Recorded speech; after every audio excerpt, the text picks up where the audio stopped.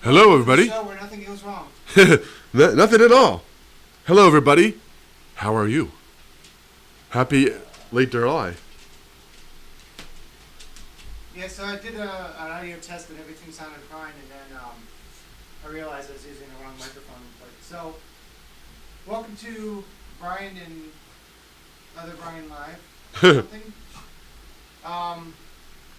For July 18th for 2019. And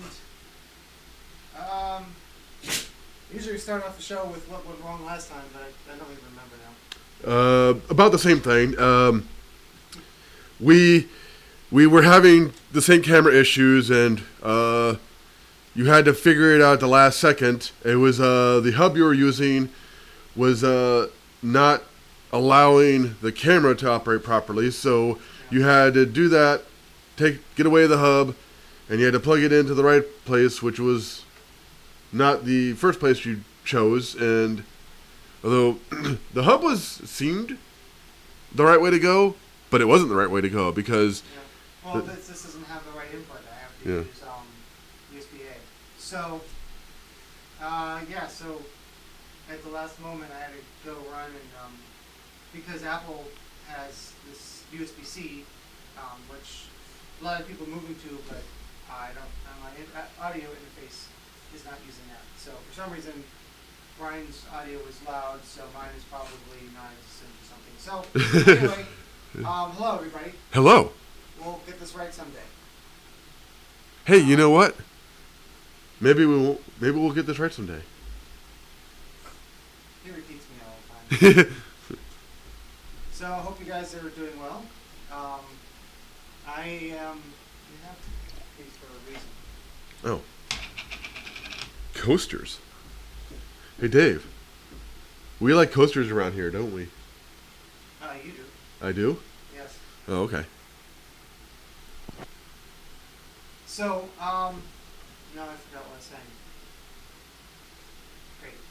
So I hope you guys are doing well. I'm having my usual ADD. I had a point I was about to say, but now I've lost it. I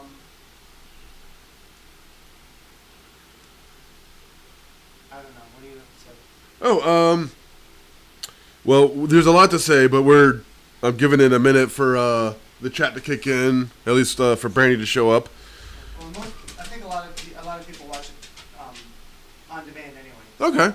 Now they're just like, oh my God, would you just start already? Hi, Merlot. Hi, Merlot. You want to say hi too? Guess what, guys? I went to a real life ghost town. It was amazing.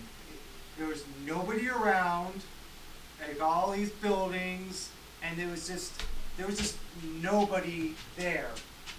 But I'll talk about Star Wars Galaxy's Edge later. How did you enjoy your trip to California, Brian? I enjoyed it so much, I didn't even feel like I left. Wow, that's weird. So I see you bought some stuff there. What'd you get? Well, I didn't actually get anything. I was here. I stayed in Florida. Dave, you went to a place where it's sunny, and there's palm trees, and they have Disney and Universal and SeaWorld. Yeah, and they also have a place called Medieval Times. Yeah. Yeah. So, and it's nothing at all like Florida. Oh, and it's also flat. Little, some of it is. And there's a Walgreens nearby and hotels. I mean, I didn't know what to do. I couldn't recognize. Like, am I even in the country anymore? Am I still on the planet Earth? I mean, where is this place? Oh, there's Brandy. Hi, Brandy. Hi, Merlot. Merlot, go say hi to Brandy. Look, right there. Oops, microphone. Yeah. All right. Well, I brought a few swag bags for two people. One people was over here. My Stella sitter for the trip, and one of the things is they gave you these bags, but they were upside down, so it was kind of stupid. There were these drawstring backpacks that people were carrying around. I was like, where did people get? I thought they bought them at first, even though it has the sponsor on it. I was like, well, you know, this has a sponsor's name on it, but I had to buy it. Yeah. But they said, I asked someone, like, oh, you can get them at the registration table. I'm like, oh. See, I had purchased my tickets last year in, like, October, I think. And, what's that noise? She was in there. And so mine came in the mail. So I was like, well, I see the big registration tent. I'm not going to go to that Yeah. because I'm registered. Yeah. So why do I need to go there? I just had my badge. I had my RFID wristband and just went in. So then I was like, okay, well, I went to the registration tent, which was, I came from the hotel, which is the opposite end. So I had to go like all the way around to the entrance of the tent. But there were a bunch of different bags in different colors with different candy companies on them. So, but they're all the same bag. Yep. It's like, oh, that's why. These are kind of cool, though. That's where people were getting them. Yeah. Which is kind of funny because on the website it says you have to use a clear backpack that's no larger than 12 inches, which is just stupid. But that's what they wanted. Yeah. It's security. Like, okay, fine. But Disney has to worry about security too, and they let me in with my camera bag. So I was saying Disney's not secure. So Disney also has more security. Like, they have actual officers who march around. I think VidCon probably has a lot less security. I don't know. It's their 10th year, and it said apparently this is the first year they've ever done that. So hopefully the last year. Yeah. So went to a few places. Disneyland 2 different times. Also went to Great Wolf Lodge for an after party. Get to that in a little bit. And I also went to. I figured if I'm such a theme park enthusiast, junkie, whatever, I have to go to what they call America's first theme park, and also the birthplace of the Halloween event, which is Knott's Berry Farm. So I did that, and they still had Knott's Scary Farm stuff out from last year, Which is really cool. It's I don't know if you guys can see it. It's a pumpkin with a guy's head in it. It's a pumpkin patch, Brian. That's right. It says 2018 in the pumpkin eyes, and there's a pumpkin pin. Yeah. So really cool. It's interesting because Universal gets rid of their stuff Pretty right quickly. away. Yeah. They'll basically liquidate it or put it on sale for us to buy. There's the garage sale in December where you can maybe get some Horror Night stuff, depending. Like a couple years, they had thousands of Horror Night lanyards for like stupid cheap. Last year they had nothing. Like apparently all the lanyards sold out, all the like shirts sold out. I was gonna buy the Scare Zone shirt with Chucky and the Killer Clowns and everything else on it, but those were all gone. Those were completely sold out. So nothing for me for Horror Nights. It was pretty empty in the store before, on like the last night, 4 nights. Yeah. I don't know if it was just because their attendance was higher or they just were better at estimating what they needed. Probably both. I don't know. But we've said before, last year's attendance was pretty crazy. Yeah. So But it's really cool that they had Not Scary Farm stuff out in July from last year, but still really cool because like otherwise I wouldn't be able to have this. where is this thing? Please stand by. So. Oh, okay. So did I tell everyone the news? Oh well, first Brandy has a question. Why is the audio so loud? No, not that question. Yeah, they have metal detectors. Sorry. If you can still hear. convention center has metal detectors. At least they had them set up for the the conference. They were brought in especially for it, but I'm sure that they have them set up normally. They're portable, so. Like you said, you're actually going to D23 next month. Is it next month already? Wow. Yeah, that's pretty cool. I'd like to go to D23. What is D23? What is it? How you like theme parks? Is that the same? Hmm? Oh, there it is. Also, hope going long today because I need those road trip details and to talk about Ghostbusters. Well, first, I'm still in the process of putting a whole lot of videos up, so those details will be coming. And I'd like to go long. I know some people are like, oh, it's too long, but we usually go until we're like, Yeah. What? things, I guess. I guess that's the end. We're pretty good about wrapping up before we're like, well, I guess that's it. But we basically though we go until we can't. Yeah. So, It also depends on, like, sometimes we have more to talk about, sometimes we don't. yeah. You know. And so a lot of times I'm like, oh, geez, I didn't really prepare as much as I thought I was going to. Before I actually was I just exported the next video right before I got out here. That's why I was waiting to export before I brought my computer out here and set up. And typical of what happens with me, I had the wrong thing selected in my video editor, and it exported one clip instead of the video. I'm like, that was really fast. So I was like, well, I gotta bring the computer out there, and then because I was like bringing the computer out,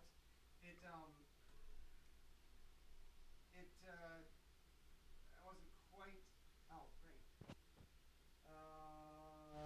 How's this? Thank you. Wasn't quite ready, and I switched up microphones here. I don't even have the other microphone. I switched up microphones because I don't want things to go wrong. And now I'm all distracted again. So.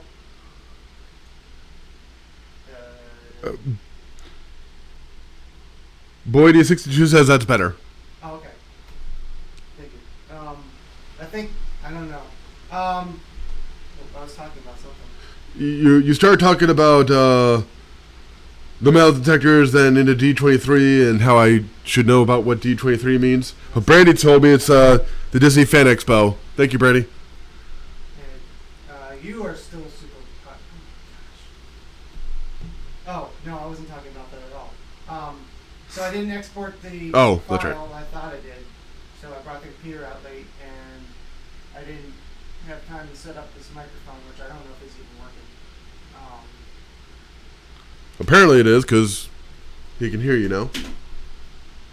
Okay, I can hear you now. I think it's because I turned this down, but then I turned the main in down. Sorry, I know, technical stuff. I'm just trying really to work hard on getting these videos out that I shot last week before they go stale. So back to the trip. It was a really amazing experience. I managed to fit a lot of things in the 5 days.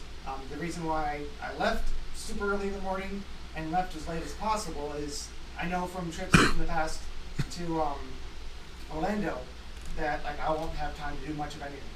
So I spent a little bit extra money to stay over one more night after the final day of vidcon, and I really didn't have it planned until right before. I was like, I'll just figure it out as I go. I had 2 compasses to Disneyland, but then somebody who I work with is like, well, if he was going, he said he would go to somewhere else, like Knott's Berry Farm. I was like, yeah, I probably should do that. I contacted them, but they unfortunately denied my request for complimentary entry and a complimentary ticket for exchange for a vlog, but well, at least I tried. Yeah. So day one was getting up here at 4:30 in the morning, getting to the airport, flying out, checking into the room. Thankfully, they had a room like as soon as I got there, and as soon as I was unpacked enough, I went straight into Disneyland and stayed there till like 11:30 at night at Pacific. So that was a long day. I got home and I realized I still had my computer, my laptop in my camera bag. I didn't take it out. So here I was walking all around Disney with my laptop. But yeah, oh well. And then the second day was really just about the show. I got back to the hotel early enough to stream. I was hoping to do that more often, but I was thinking maybe I couldn't, and yeah, I couldn't. So then the third day was, it was going back to getting up and going back to the conferences, and going on the show floor. It ended up being a bit of a mistake. And then going back to the room and going to Great Wolf Lodge for their water park. Then the next day was the conference again, and then back to Disneyland, and then the final day was just getting up, going to Knott's Berry Farm, and basically as soon as I left the farm, I got on the public transit to the hotel to pick up my luggage because I had already checked out that morning. They held up the luggage for the day, and my ride was already there, and went straight to the airport, and thankfully I made a little bit of a gamble, and thankfully it worked out. And thanks for the to Brandy. I'm glad you like the song. That's something I did. I think started last year. I just started to because something I noticed a long time ago is that there are a stupid number of songs with Californians. And yeah, okay, I get it. They live out in California, but like people live in every single state. But you don't hear. I mean, not that there aren't any songs with Florida in the name, but there aren't as many. There aren't as many songs with Texas in the name. Probably, you get the idea. California seems to be like the number one state for lyrics. So I was like, well, I'm just gonna start looking on the internet and just start downloading songs, and I put a long list together of California from each one of the songs. And of course, I didn't get anywhere close to all of the songs, but I got to the point where I'm like, that's enough. And what is the outro song you use where please no more songs about California? It's Local H. Oh, okay. California songs. It's that's I have to give credit to Simcast, CinemaSins, because they have been. I think they finished a road trip where every episode they talk about 2 different states and talk about a bunch of different movies that were shot in that state. I know, Merle. I know. And come here, look. Look right there. And when they talked about California, look. They talked about how many songs there are in California because they did the same thing. Really? She doesn't like California either, I guess. So, she doesn't like all the California songs. She's like, enough of it. Yeah. So they had a list of it. They did the same thing I did that I was already thinking about doing, and played a few songs in California, and they talked about how there are some of the songs with California in it. And he mentioned the song from Local H where they said, please no more California songs, and New York too. And apparently there's a lot of songs about New York. I've never noticed that part. Yeah. Something else, I don't know. Well, now that you mention it, yeah, there's a lot of songs about New York or take place in New York. Yeah. So, I just started compiling a list, and I'm not sure how I'm going to work it into the videos, but I'm going to work it in somehow. So what I ended up doing was, because I started referring to it as um, Dave's Excellent California Adventure, which is uh, a cross between Bill and Ted's Excellent Halloween Adventure and the park. Yeah, California Adventure. California Adventure. And because, of course, Bill and Ted takes place in California, and it all kind of ties together. So I was looking at some imagery from Bill and Ted's Excellent Halloween Adventure, and I saw that they had, because I was looking for the font. I was like, how am I going to do the font? Then I ended up just stealing it.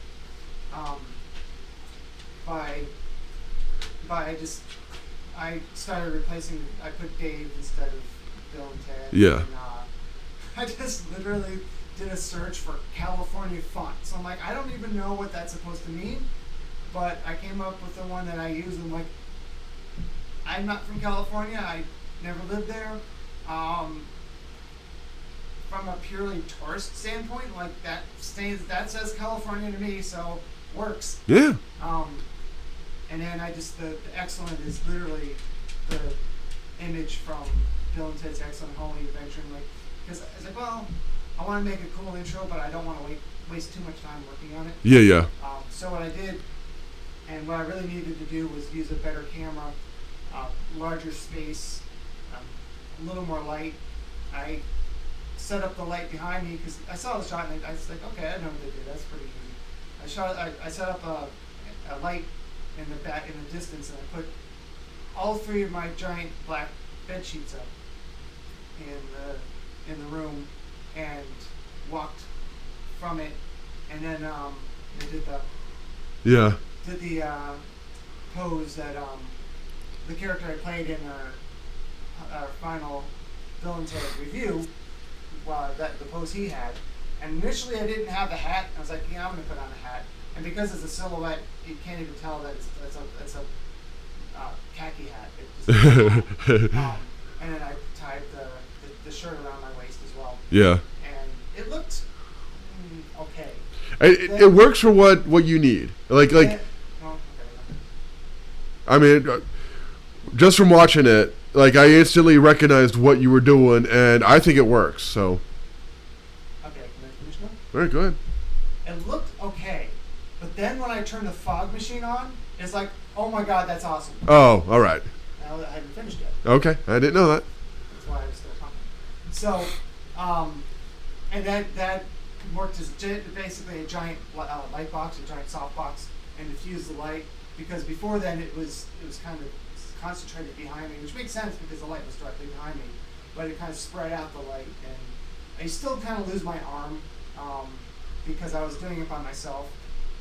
But I already put a few hours into it. I'm like, yep, that's good. I'm stopping here because I need to edit. Yeah. So, and I don't know if you've noticed yet, but every single video has different songs in it. I replaced the Californias in each video because there's so many. Yeah. The second one I put out doesn't have the Local H song on the end because I forgot. Oh. But that's going to be my California outro. As I have all those California songs, is please no more California songs. So it's here it goes again. It's never going to end. Please, we're all so sick of California songs. Yeah, we know you love LA, but there's nothing left to say. Please, no more California songs. And New York too. So it's a pretty cool. It's a pretty funny song. Yeah. I liked Local H's first album, and they had like 2 or 3 others, which I never got a chance to hear, but I like Local H. So it's ironic, I guess, because of course it's a song about, well, kind of not really a song about California, but it's a song with California in the lyrics. Yeah, yeah. So it kind of it's its own thing. It's trying to get rid of it. Yeah. But they even admit in the lyrics, here we go again. It's never going to end. So they're saying, please, no more California songs, but they're like, yeah, but we're still going to do it anyway. Yeah. So, but that I have been in California before. Not when I was in Disneyland, but I've been to San Diego. I haven't been to their Comic-Con, but I was there for a car convention many years ago in the San Diego Convention Center. And I've also been to San Francisco, and I've been to Palm Springs. Cool. All like a long time ago. This is the first trip since I have been not a teenager or younger. So it's been a long time. It's been even longer since I went to Disneyland. So I was like, I have to get a button for it. So what they went with is, I thought they were going to say I'm celebrating, but they went with first visit, and the bottom said since 1980. Yeah. So that was pretty cool. And I was really worried because I thought I wouldn't be able to get into Disneyland because of the Star Wars area, which everyone thought was going to be popular and jam-packed and Harry Potter levels of crowds, but it wasn't. But you also mentioned that Disneyland in general is kind of light on crowds, which seems... Well, right now it is. That's, I mean, during the summer? Well, right now it is. Okay. It just seems weird that at any time Disneyland is light, but maybe Florida is the bigger destination. Well, I don't know. I've never checked it other than this year. I keep seeing on my computer that the audio is clipping and distorting. Do you guys notice that when he's talking? I just turned it down, so hopefully I'm not quiet again. So sorry. I know I should be doing this testing before we start. Well, yeah. How do we sound, everybody? Everything good? What about me? So, okay. Do you remember anything first? No, you mean like when I first went? No, I was only 3 years old, so I hardly know what I saw in pictures. I don't remember any of it, honestly. Was that photo op place still there? I, like, 2 or 3 times I was in the park, I was like, oh man, I gotta go find that photo op. I forgot. Oh, all right. Probably not, but I kept forgetting.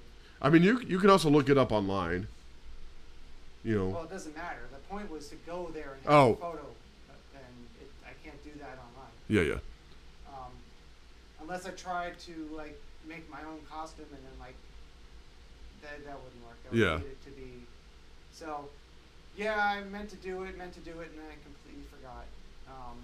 I remember when I was in California Adventure, I was like, I'm gonna go back over there, and I didn't. Yeah. And 39 years later, it probably is gone, but oops. Well, if you Disneyland fans remember, it was like a train caboose. Yeah, it wasn't. It was like a facade against the wall. Yeah. It was a photo op, and I did it by myself, and then there's a picture with my whole family. We were all wearing like period type clothes that you change into. Oh, okay. Yeah. You thought I dressed like that? I thought your mom dressed you like that. All I saw was like you wearing these old timey clothes, and I'm like, why? I don't know. You were 3, so like your mom was like, here, Dave, put this on, and you're like, okay. No, they were costumes you put on in the park. Okay. So,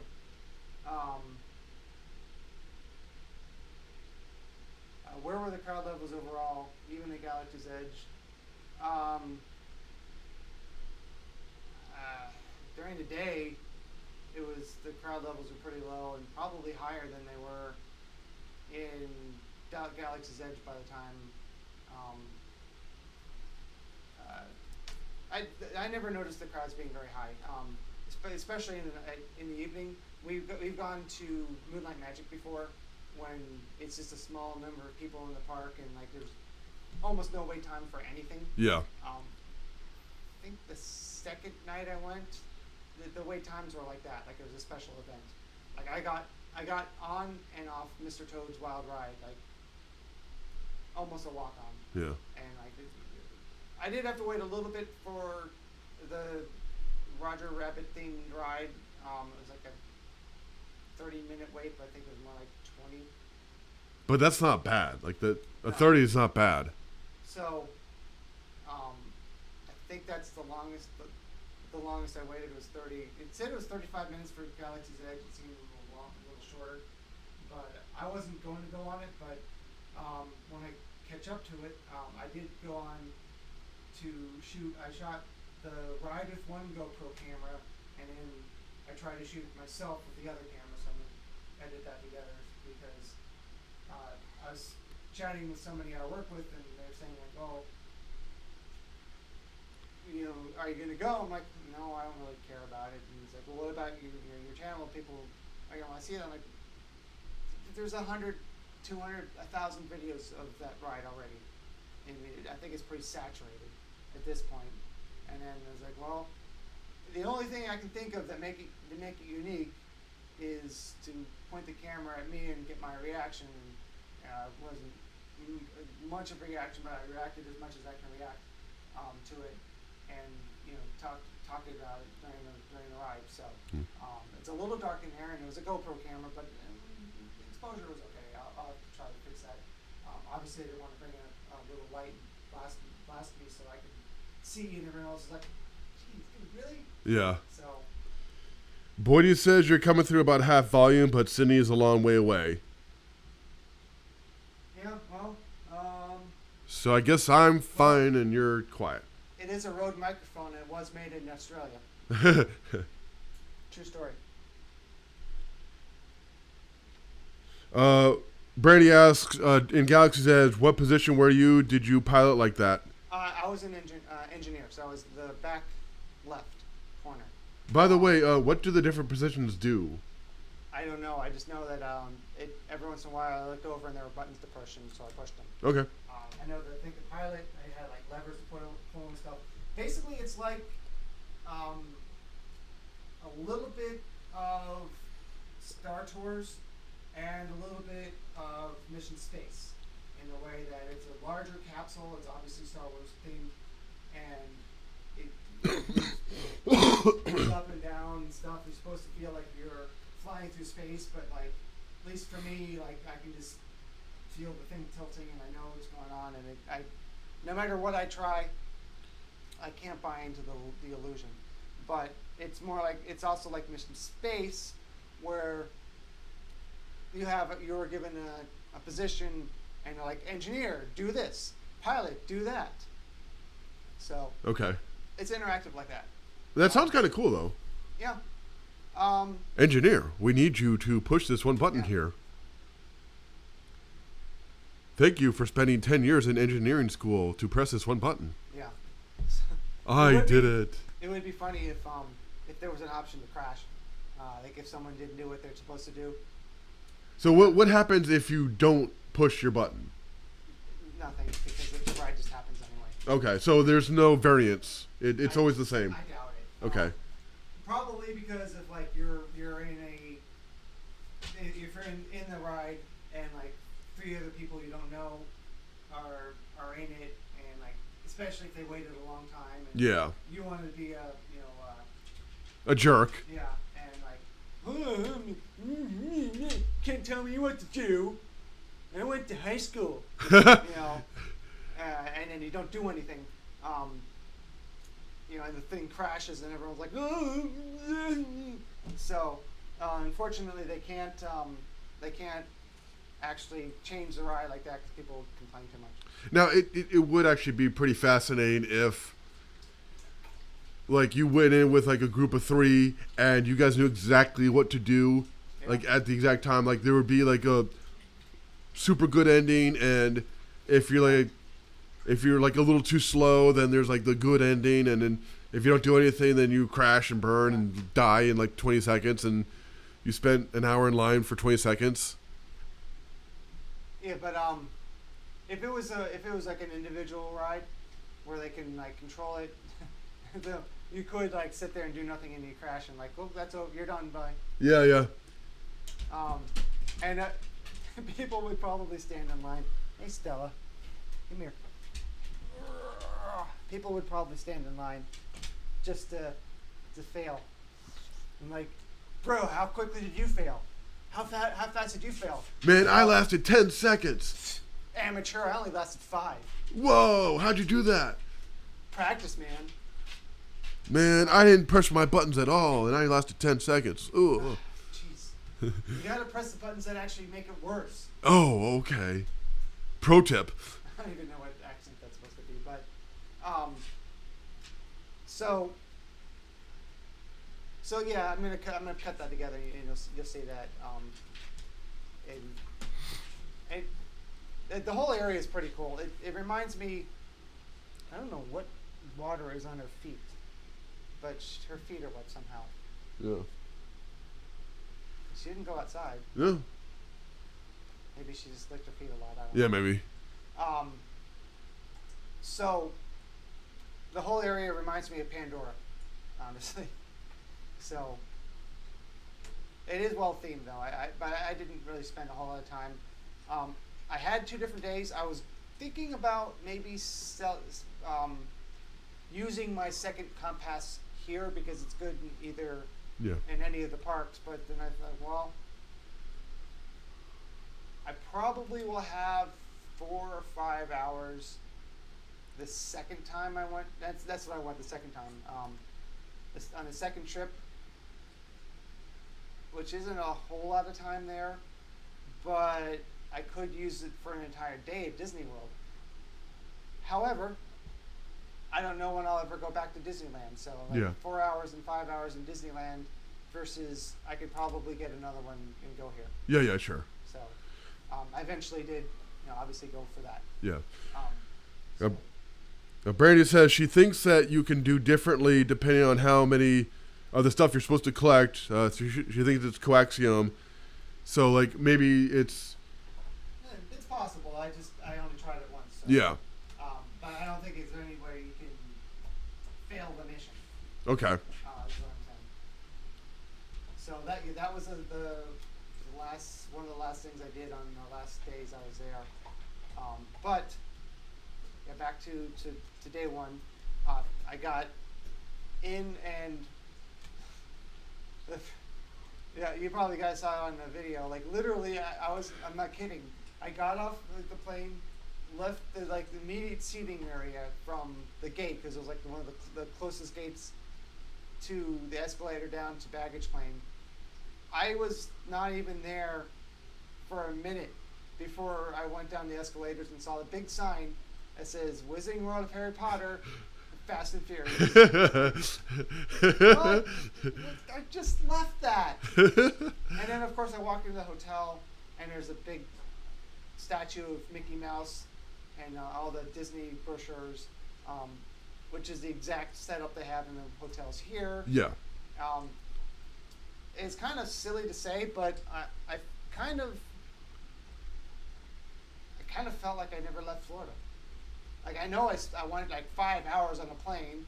Like I know that the time was different. I know I flew over desert and mountains, whatever those things are. Mountains, I guess. I don't know, they're really tall or something. I know I live in Florida.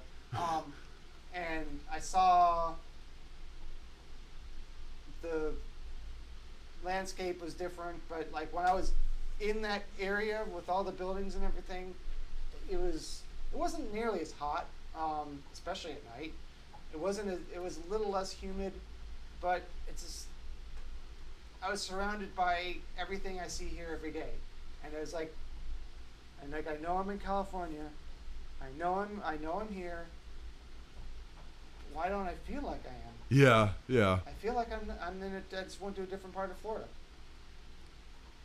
But it was definitely really cool though.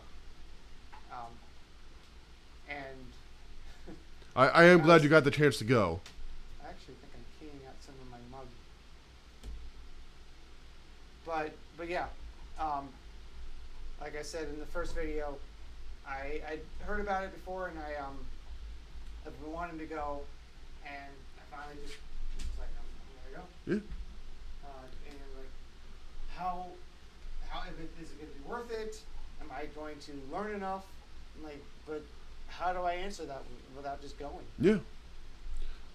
So, did you learn anything, and was it worth it? It was such. there's so much that's going on. I think I need a little while to just kind of think it over and see and kind of figure it out. I can tell you I definitely want to go again. I just don't know if I can justify the cost. It was somewhere probably between, I don't know, $1,500 to $2,000, everything included, with the airfare, and I did spend extra money for. Unfortunately, the hotel I went to was very nice. It was extremely close. It was I timed it one of the times I was going back to the hotel room. It was from the convention center to the door of the hotel was 3.5 minutes. Nice. So it was definitely close. And I did shoot a video on just the hotel itself, which I said I was going to do. So I did that, and I'm going to get to that as well. Unfortunately, it did not have an airport shuttle, so I had to buy that for myself, and I ended up with Super Shuttle, which I've seen hundreds of times, but I've never actually used it before. So I was like, well, sure, if it's going to cost so much money to go out there and everything, and I'm not going to have a lot of time. Do I really want to go on a Super Shuttle or any shuttle where I have to get picked up from the airport and then stop at this hotel and stop at that hotel and stop at that hotel and stop at that hotel, and like it's just cutting into my Disneyland trip. Yeah. I know I didn't pay for it, but like, I want to go and experience it and shoot as much video as I can and go on as many rides as I can to talk about that, and I'd just be sitting there stressing out and like, is that how I want to start my trip? So I paid extra to have a vehicle pick me up and just me. If they could have worked it out where like I had a van full of people, but it only went to that hotel, or like stopped somewhere like a 5-minute walk from my hotel or something like that would be fine. I just want to stop 100 different places on the way over. Which didn't end up working for me because it said on the directions, claim your luggage and then call the number for dispatch. Okay, that makes sense. Yeah. I'm sure people called many times and like, hey, I'm here, and like they just like landed or got to the gate, and it's like, I can't find my luggage. Well, the car's already outside. Yeah. So I'm like, okay, that makes sense. I stayed at the Marriott Courtyard. I think it was something like that. Your room was nice though. Yeah. I saw a photo of it on the website, and I'm like, I want that room because it has all this space to set up a little studio. So is that one of the suites or like? No, it's just the way it is. Usually the bed's in the middle of the room. Okay. And then there's like a little bit of space on the side of the bed, a little bit of space on this side of the bed. What they did was they moved the bed all the way to the one corner of the room, and all of those little pockets of space that would be in the room are all in one spot. Okay. So you have like no room. Like there's like a couple of inches in a wall on one side of the bed. So what? And then the hallway where you just walk through works as a double. It's very space efficient. Yeah. It works as a hallway to get of sorts to walk past the bed into the regular part of the room, which you either use to walk or you use whatever, and then you have the most amount of space possible, and like a full couch and the desk on the other side, so I could put my computer and everything, and it was really nice. So I had put in the when I booked the hotel, I said I would like to have a single bed, so I can have more space. And then when I arrived, they asked me what. They said that they have rooms available, even though my check-in time is usually like 4 o'clock. But if they have a room available, I mean, there's no reason to not let me go into the room. Yeah. Because it was, I think it was around like 11 o'clock in the morning, but I'm like, I'm here, and I need to drop my stuff off and keep going. Yeah. So not only did they give me a room immediately, but it was the exact layout that I was asking for. It was on the first floor. It was like halfway between the door that faced the convention center and the door out, the main door out. Because when I walked to Disney, I went one way and went the other way to the convention center. So, I mean, pretty much it was like the ideal room for me, and it was available right away. So, I have nothing but good stuff to say about that hotel. Why don't you do an online review as well? I did. Okay, cool. Or at least I did at least a survey. Okay. But like I said, I'm going to make a video for it, and then I'll post it to their Twitter and stuff like that. But cool. Back to what didn't go well was the super shuttle called the Execucar. So I get my luggage, and then I was like, okay, I'll call the number. Call the number. I'm on hold. Oh man. Okay. Well, here's my luggage. I have my phone in one hand, and I'm standing next to the conveyor belt. Time keeps passing and passing and passing. I'm like, I paid all this extra money, so I can get. No, you're not going to go OUT. I paid all this extra money so I wouldn't be waiting around. Then I was like, okay. So I put my head earbuds in to listen to the, because it has a little microphone. It's still plugged into the board. Has a little microphone on it, so I'm like, okay, well, I'll put those in and I'll just walk around with my luggage. No, I have two hands, and I was like, I'm pretty sure that there's a super shuttle kiosk. So I asked the person in the baggage claim area. I'm like, oh yeah, it's down there. So I walked over to there, asked them, and like, oh, they don't call they don't use the dispatch. The Execucar is there. It took, I think, at least a half hour on hold before I actually got somebody on the phone and told them where I was standing, and like, oh, okay, that's convenient because it's their spot. And they finally picked me up and took me to the hotel. But he was one of those people who go really fast and drive super close to the car in front of them. Yeah. And so, like, after waiting half hour, I was all like, ooh, like cringy, like, clinchy the whole trip to the hotel. Like, great. So that went really bad. So I definitely don't recommend. They sent me a survey, and then that didn't go well for them. All right. The way back, I had already paid for the service both ways, and I called them because of the little gamble I made. I called them a little bit before and said, hey, they actually answered this time. Can you change that to 10 minutes later? And they did. Oh, cool. So the guy who picked me up doesn't speak English very well at all. The shuttle I took, I'm getting ahead of myself, but the experience back could have been better too.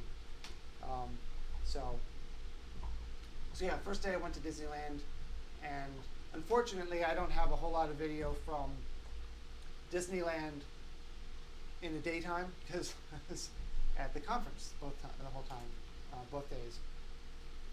And when I did get to go, I bought something called the Max Pass, which they don't have here at Disney World.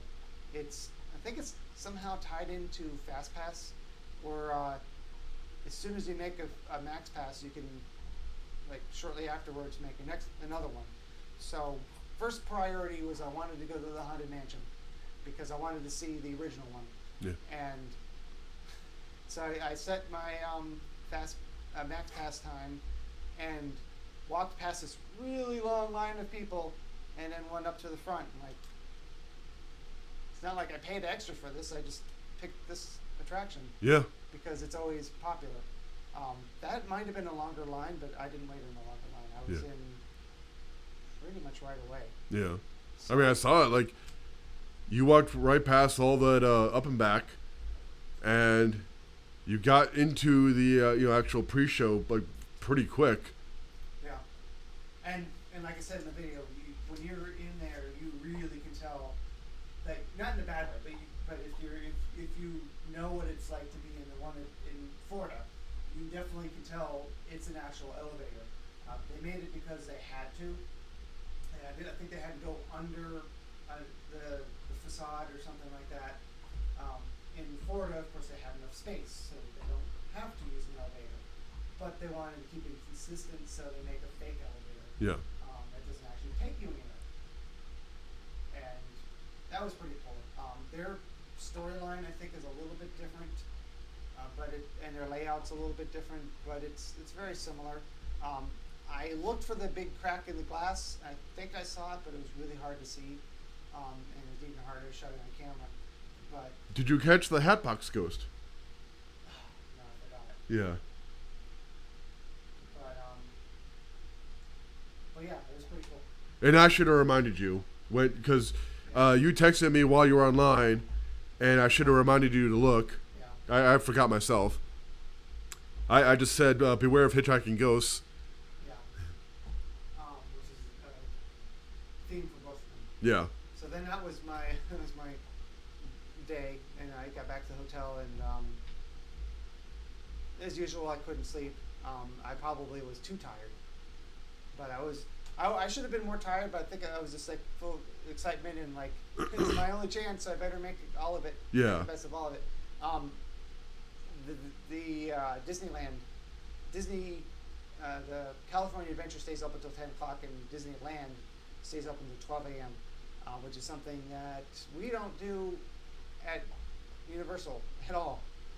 The only time we ever open to day guests till 12 a.m. Is New Year's Eve. But, Yeah. Disney can seem to get away with that here in Florida and in Disneyland as well. So the second day was the actual first day of the true VidCon. They had like concerts or something first day when I arrived, but I didn't bother with it. So then I went in and tried to catch a little bit of the show floor here and there, but my better plan would have been to wait till the last day of VidCon, because I didn't have a whole lot of stuff I was interested in seeing, and I had actually had idle time on the last day. So. Well, maybe if you ever end up going back, you'll know to do that. Yeah. And then of course the second night after first thing I went to is to see all three creators of Vsauce on stage, which was Oh yeah. I was pretty close to them, so that was pretty neat. Yeah. And so yeah, and then I finally got to set up the whole studio and tried to do a live stream, and guess what? Didn't work? Things went wrong. Oh. I see. And yeah. Well, it's also what we tried to do when we tried to live stream from here. It didn't end up working out. From here. When we went to Aventura. Well, not here. I actually live streamed from Disneyland, from Anaheim though. Oh, cool. We didn't. Yeah, I know. You should have told us sooner. Right now is not the time to be asking.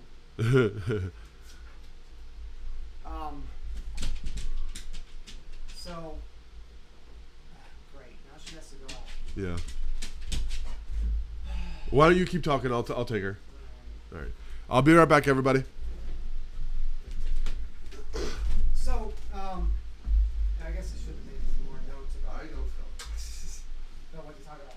So the second night, I did a little bit of live streaming and then finished setting up my things, my stuff, and actually the Wi-Fi or the internet was a pretty decent speed. I didn't end up spending the extra money for the extra speed, which is good. And they did have in-room hardwire internet, which is nice because I always prefer that over Wi-Fi. It seems to just work better.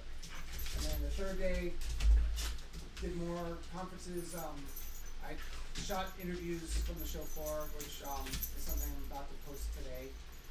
When I set up my computer back in my room and actually export it for real. And when I was there, I bought this wireless microphone from Rode, which I've been wanting, but I haven't figured out where to buy it. And they had Rode. Rode didn't have a booth set up, unfortunately. I thought they would, but they gave me a show special for 10% off of this wireless system because my old wireless system doesn't work anymore because the frequencies have changed in the United States and I can't really use it anymore because I got a lot of interference. I spent a lot more money on that microphone than this one. The problem was, turns out that California has a state tax. We don't have that in Florida. And so a lot of the 10% discount that I got off the price of it went to tax. But I had it. It was something I bought on day one, I think, because day one of the show floor, and then day two I went through and again it's the video I'm about to post. I went through and actually started using it for interviews. So I started using it right away, and obviously I'm using it right now, but it's a very different output from the receiver than what I'm used to using, so it took a little more time to plug in and set than I expected. And obviously, so that was day two, or day three, depending on how you count. Now the cool thing was the second day, there's a place called Great Wolf Lodge, I believe.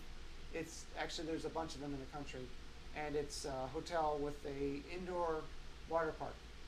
I've heard of and I've seen indoor water parks before, but I've never been to one before. It was pretty cool. If you've ever been to like a swim meet or like an indoor swimming pool, it's extra hot, extra humid, which I'm okay with, but the air is filled with chlorine, so I can't imagine being one of those people who work there, because at some point my eyes burned a little bit because one of the reasons why you have to always add more chlorine is it kind of evaporates. I don't know if evaporates the right word, but it goes into the air, and when you're in a building that's enclosed, there's nowhere else for it to go. It wasn't like awful, like, oh my god, my eyes, but you can tell when you walk in. And so that's what it was like. But it's pretty cool because it operates whenever. I'm sure they still have to shut down for a thunderstorm, because the whole idea is if lightning strikes the ground nearby, it can go through the ground and into the water. And just because there's a building over the pool, it's still built into the ground. But that was really cool. They shuttled us with buses to the park, which was not very far from the convention center. Like I said before, it was about 3.5 minutes from the hotel to the convention center. So I just left a little bit early, went back, showered, changed, and then walked that whole 3.5 minutes over to the buses, and I was off. They had food set up. They had a DJ who was playing like awesome music all night, and they had a place where they had s'mores, and they give you a towel, which sounds silly, but water parks charge rent to rent towels, and so it was nice for them to throw in the towel, I guess. They did not include lockers. You had to pay for lockers, which is my fault, because I have this little Pelican case that the phone fits in, and my wallet or whatever I need to put in there fits in that little waterproof case, and that all fits in my pocket. So I have a system down where I don't need to rent a locker. However, that's right, I forgot to bring it. So there was a $12 locker option, a $15, and then the largest size, I forget what. By the time I had eaten some food and walked over to the lockers, the $12 ones were already taken, so I think I had to go for a $15 locker, which is a bummer, but turns out the water park is supposed to be reserved for the people staying at the lodge, so I guess I can't complain too much. The people who spent all the money to stay in the lodge so they can get the water park, it was closed for the private event, were probably bummed, but $15, and I actually went back and looked at the lockers later on, and the lockers were actually full. So that could have been worse because I didn't bring my SLR because it's a better quality camera, but I didn't want to be darting in and out of the locker to shoot this a little bit of video and then I'm going to go on a ride and put it away, and then shoot some video and I'm going to go on a ride and put it away. The GoPro has a really good image. It's just really distorted. It's not as good, but it's still pretty good. But the thing about GoPro is, of course, you can take it and do things with it that you can't do with an SLR. It's just not practical. I finally went on one of those infinitive waves where they spray water over a hump. And surprisingly, I didn't fall. It was like a boogie board. I was laying down on it, and I'm going to wipe out and look like an idiot. I failed in other ways, but I didn't actually wipe out, which was surprising. Cool. So that was really cool. I've always wondered like how difficult those are. I didn't actually stand up and like do anything difficult, but there was a pretty decent line for that. But they said that usually that attraction alone is a separate charge. So that's pretty cool. So that both Great Wolf Lodge video will be also coming soon. But I'm doing it. I'm editing everything sequentially. So right now I'm only up to day 2 of the actual convention, which means that night was the party. So the next video I'm going to edit will be the water park. And then of course another day the convention, and as I mentioned, Disneyland again. So I think that was the time I went on Mr. Toad's Wild Ride, because I know that's one a ride that you talk about a lot and like remember fondly and all that stuff. And what'd you think of it? It was pretty cool. It's amazing. It must have been like super advanced back in the day, because that was an opening day attraction for Disneyland. And I think they've updated it, but it was surprising. It was pretty cool. Cool. It's funny. I just watched a movie where they mention it, like as a joke. Like it just happens to be a certain set of words said in sequence. But it was funny. And Mr. Toad's Wild Ride is now the many adventures of Winnie the Pooh in Magic Kingdom. Yeah. Which is interesting because they have that attraction also in Disneyland, I think. Yes, but it replaced the Country Bears. Oh. So that's when we were at Moonlight Magic and we went on the Winnie the Pooh ride, and I said, "Is this where the heads are?" You didn't know what I was talking about, and I don't even think the ride attendant knew what I was talking about. In Disneyland, if you go on Winnie the Pooh and you look behind you at the Hufflepuff, there's the Country Bear heads are on the wall behind you. Look out behind you. which is kind of a dark humor thing to do. Well, it's not as dark as putting actual human remains in Pirates of the Caribbean. Yeah. Which, as far as I can tell, is true. They have an actual skull in the Pirates over in Disneyland. I didn't bother doing that because I'm sure that's pretty much the same as it was here. but I did go on Alice in Wonderbread, which was pretty cool until I was in the ride vehicle and about to go through the ride, and I looked at my GoPro and I'm like, cool, the battery's just about to die. Oh. I didn't get all of it. Yeah. I was also surprised to see that the 20,000 Leagues Under the Sea attraction is pretty much still there. It just was rethemed to Finding Nemo, Yeah. as opposed to in Disney World, which has more space, where they removed it. Yeah. Unfortunately, in Magic Kingdom.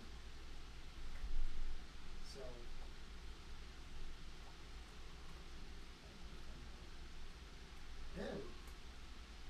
Yay. What? Battery's about to die. Oh. So, do you have something to talk about? Well, I think everyone's kind of curious to hear about the brand new news from Horror Nights. We are getting Ghostbusters for the 35th anniversary of the original movie. I'm looking forward to that. It's kind of curious and weird because Ghostbusters has like little scary moments, but isn't a horror movie. So like this might be the dark comedy house, but it's iconic no matter what. So I think a lot of people are going to be looking forward to seeing this. And I guess in a way, like Stranger Things isn't pure horror either. So therefore, it makes sense. And ergo, congruently, vis-a-vis, yeah, it makes sense that we were getting Ghostbusters, especially for the anniversary year. Yeah, I remember. I never saw the original Ghostbusters in the theater, but I remember definitely. It's a part of my childhood. I remember watching it in somebody's living room. They either had it on VHS or like it came on cable, and I remember Joking, that. Guys, it was water. What? I did the old naked gun trick where I went to the bathroom and started using the bathroom, but it wasn't really used. Oh, I didn't even hear you. They heard it over this wireless microphone. Oh. I keep messing with. Oh, okay, got it. But- so anyway, go ahead. I remember being in someone's living room, watching the original Ghostbusters, and for that opening shot, they open with that kind of scary music, and there's that librarian just doing her job, goes down to the basement trying to file some books, just get through her day, probably like looking forward to lunch hour or whatever it is, and like this book just starts floating by, and then a book floats by, and then she's like, huh, okay. I remember when he was talking about how something is like a Twinkie, and I sat there saying, "What the heck's a Twinkie?" Well, he holds it up. But I was like, I didn't know he was talking about that. I'd never heard of a Twinkie before. Yeah.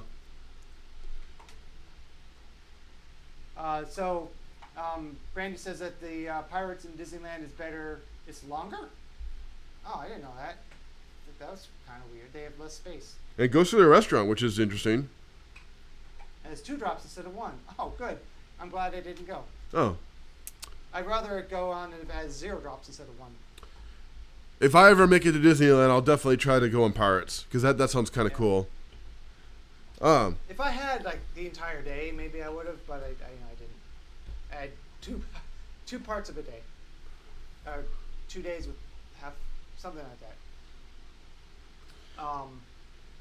And then for you, yes, Ghostbusters, Brian, especially with the Dark Comedy House experience. How tough is it for you to pull off the tone of Ghostbusters or something like that? Yeah. I don't know. I know that they did a really nice job with the announcement video. If you watched the intro for when Late Night with starring Jimmy Fallon was here for the opening of the awful ride, Race to New York, they had Jimmy. Well, they did the same mistake. They did the same thing in both videos where even though you don't see Ecto One, you pull up. It pulls up to the front of the park at the arches, which back in the day, when Ghostbusters was still in the park, you could technically do because it was the parking lot. You can't do that. Well, the car that they road tripped in with Jimmy Fallon pulls up and stops. I was actually there when they were shooting that. Pulls up and stops where you can't drive. I mean, you technically could. There is a way you can get a vehicle and drive over the bridge, but like you can't really do that. But it is funny to see it happening because, like, but it's really if you don't know the park. Yeah. But then he goes up to the security officer at the front gate and like asks to go in. And in the Race to New York video, the security officer was not wearing the wardrobe or uniform that security wears here. Yeah. It had like a generic metal like hotel name tag that we don't wear, and there was like a bunch of things that were off about it. The Ghostbusters revealed video was actual wardrobe that security wears, the actual name tag that security wears, the same like radio that security has. There is a jump cut, but it makes sense. Unlike the Fast and Furious with the family running around and they're running in one spot, and then it cuts to a spot, the other place where like a completely different part of the park, and then they're running one way, and then they end up running. And the continuity doesn't make sense at all. So like that works as well. The only weird thing about the announcement video is, and it makes sense kind of, is you see the Ghostbusters show up, and then you hear the Ecto-1 siren, which is backwards. Like they arrive, and then their car arrives. Well, maybe Lewis was driving it this time, or somebody like that. It's just like this is just a more dramatic reveal of the Ghostbusters themselves, and then the Ecto-1, like it's not a bad, it's not bad, it's not that bad. It's just when you stop and think about it, like, wait, why do I hear the siren after they show up? Yeah. But the proton packs in the video look really good too.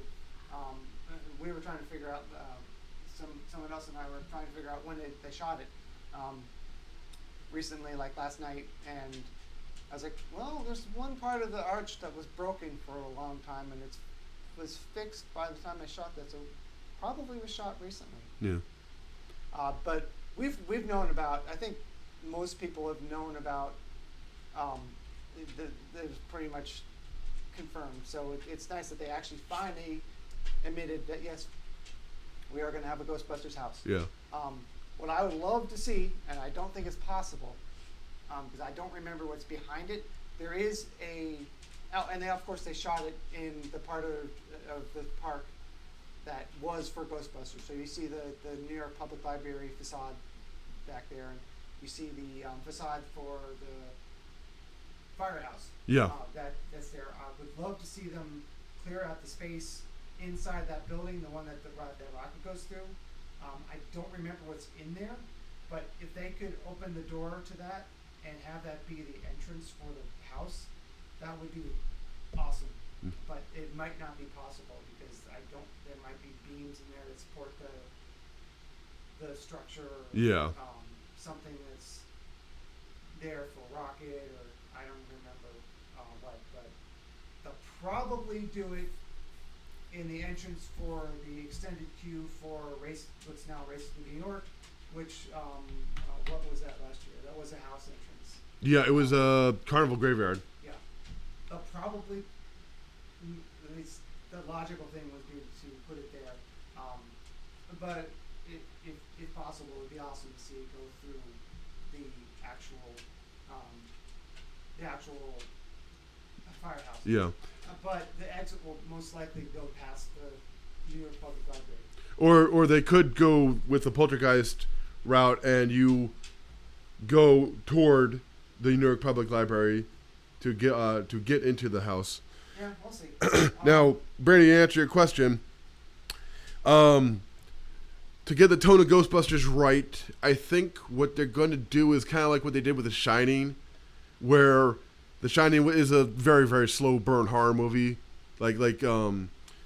Yeah, on a repeated viewing of The Shining, you see different things, but like if you're just watching The Shining for the first time, you're kind of like, oh, hey, okay, so a family's going to go out to Colorado for the winter and take care of this hotel. Okay, cool. And I guess the dad's a little bit grumpy and why weird.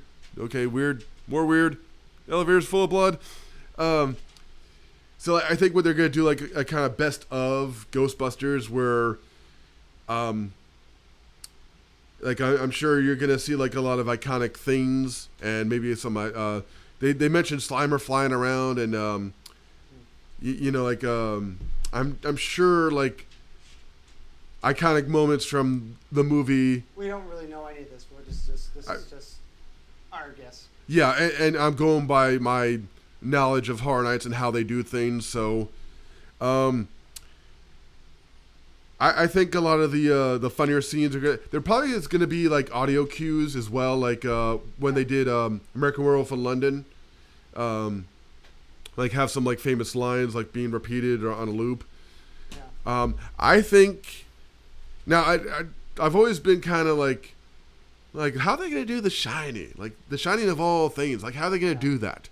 Or The Exorcist? Like how are they gonna replicate a house that takes place where the movie takes place pretty much in one room? Like how are they gonna do that? And they're able to do it. Like they take you through the movie. And sometimes they'll do the same room over and over again, like in Happy Death Day. Yeah, because that was the point of Happy Death Day. So they're able to do things, and like I know that they've got like these little tricks up their sleeve. So I think it's going to be a popular house. Now, as for who's going to sell more merch, will there be more merch? They might go a little further with the Stranger Things merch because that was a big seller last year. Yeah. A lot of people wore those Stranger Things shirts. I wonder if they're going to have a roasted marshmallow treat. Possibly so. That might be one of the drinks. Yeah. Now I will say in the trailer, the voice of the Stay Puft Marshmallow Man sounds very different and more demonic. Because if I remember correctly, in the movie, it was kind of like a big goofy guy, and like the scary thing was that he was really big. Yeah, but I mean that was really, really angry looking once they started like throwing protons at him.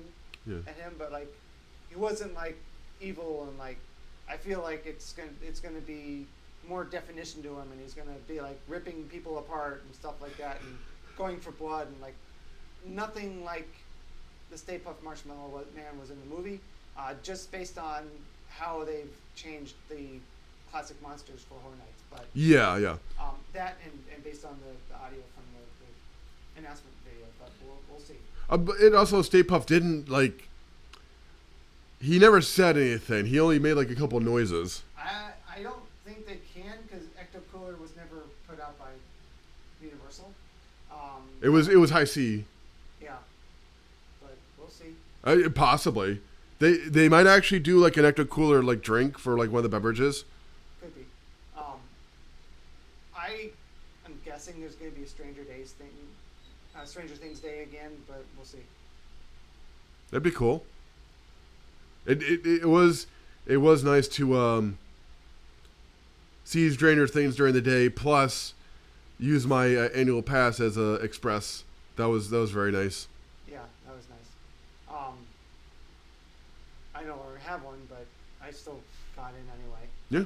Luckily, you got a sticker because I was like, I just feel like going to Three Boomsticks after that house. Just randomly, I was like, I feel like eating it at that time. No connection with Stranger Things. I just felt like it. Yeah. And then I got all the way over to Islands and like, I forgot my sticker. Like, oh well. Yeah. But I got you that extra one. Yep. Yeah. So they might go like, they might pump out a little bit more Stranger Things merch, and who knows, like the Ghostbusters stuff might sell more. Um, but yeah, like it's cool to see like a Ghostbusters house. I mean, we heard the rumors. It's like, oh, I don't know. Yeah, Um, but it did make sense. That I mean, it is the anniversary year. yeah, I didn't know that at the time. So, Yeah.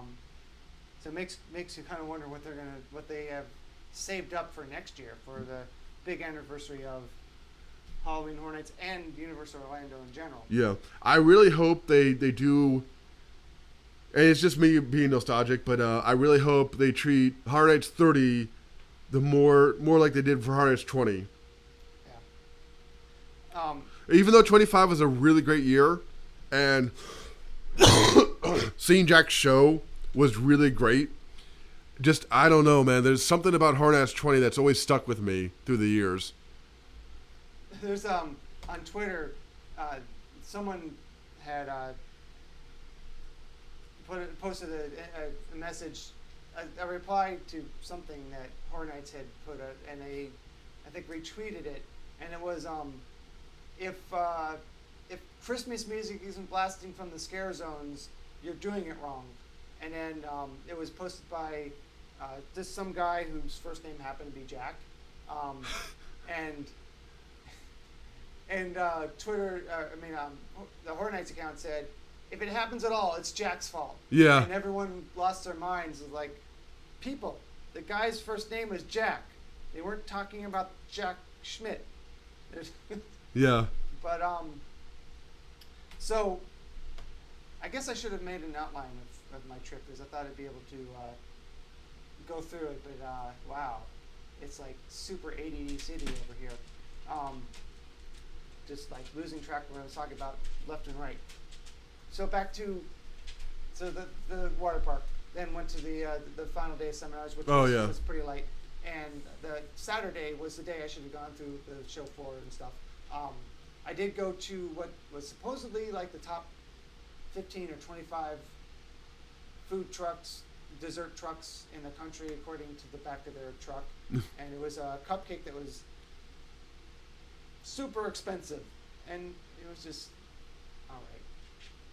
It wasn't that great, but the burger I had was really good. And people probably watching the videos, I'm like, does this guy just eat bacon cheeseburgers and nothing else?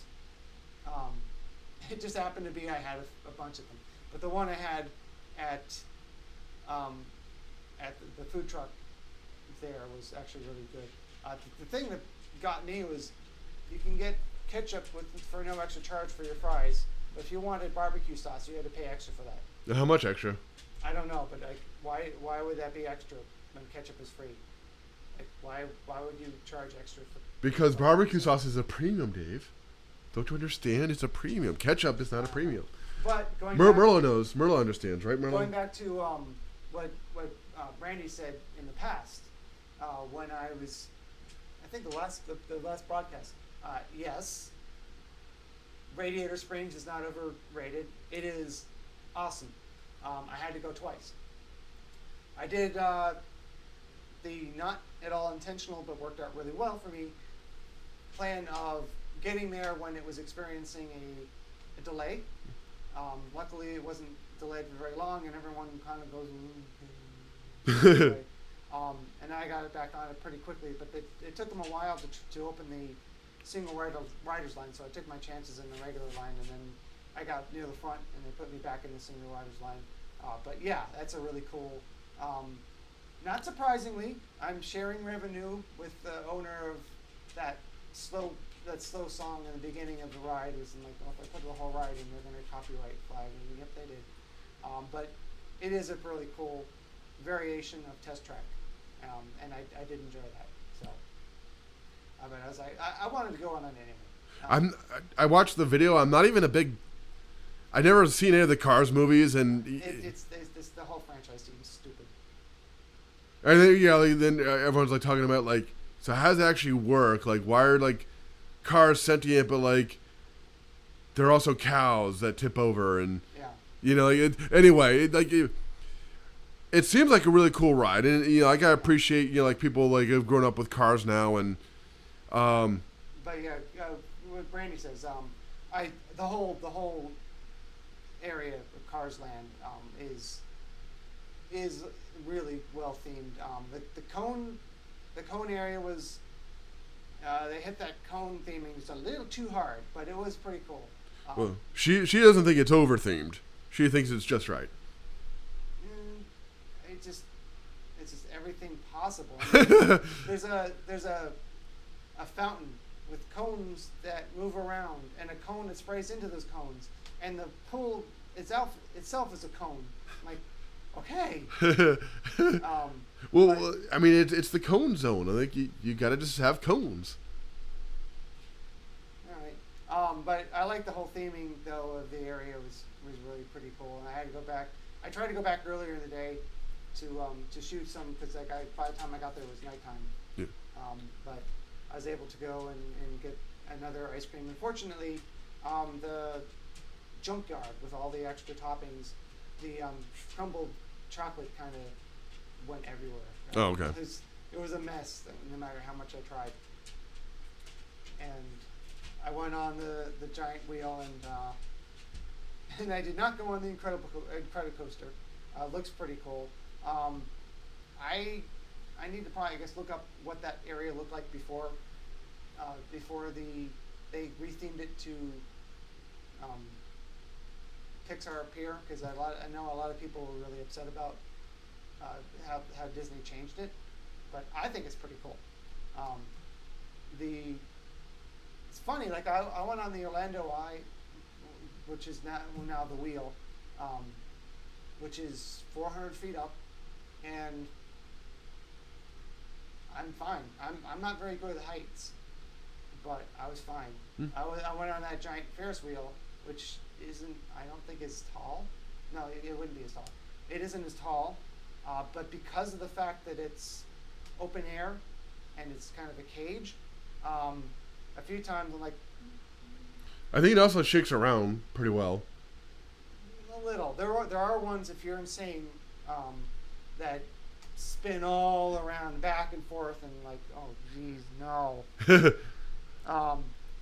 I kind of do wish it had glass instead of a screen, just because it would have been easier to shoot out of. But it was cool. Well, Bernie just asked the question: did you ride stationary? Or did you? Oh God, yes. Yeah. Stationary. Yeah, I would not do the swing thing. No. But it does look like a lot of fun, like stationary or like the swingy car. Yeah. It also would have been. I had a hard enough time shooting, because I had to put it on manual mode to go through the grid. Yeah. It would not be possible if I was going. But I've always liked Ferris wheels, and so like if I was there, I would definitely want to go on the Ferris wheels as well. Yeah, I didn't go. If you're like, oh, I watched your video, you didn't go. I went on the second night. I ran into time the first night, but I did go back. Okay, so then on the final night, or one of those nights I left. I should have made an outline. We went to, the final day I just got up and went.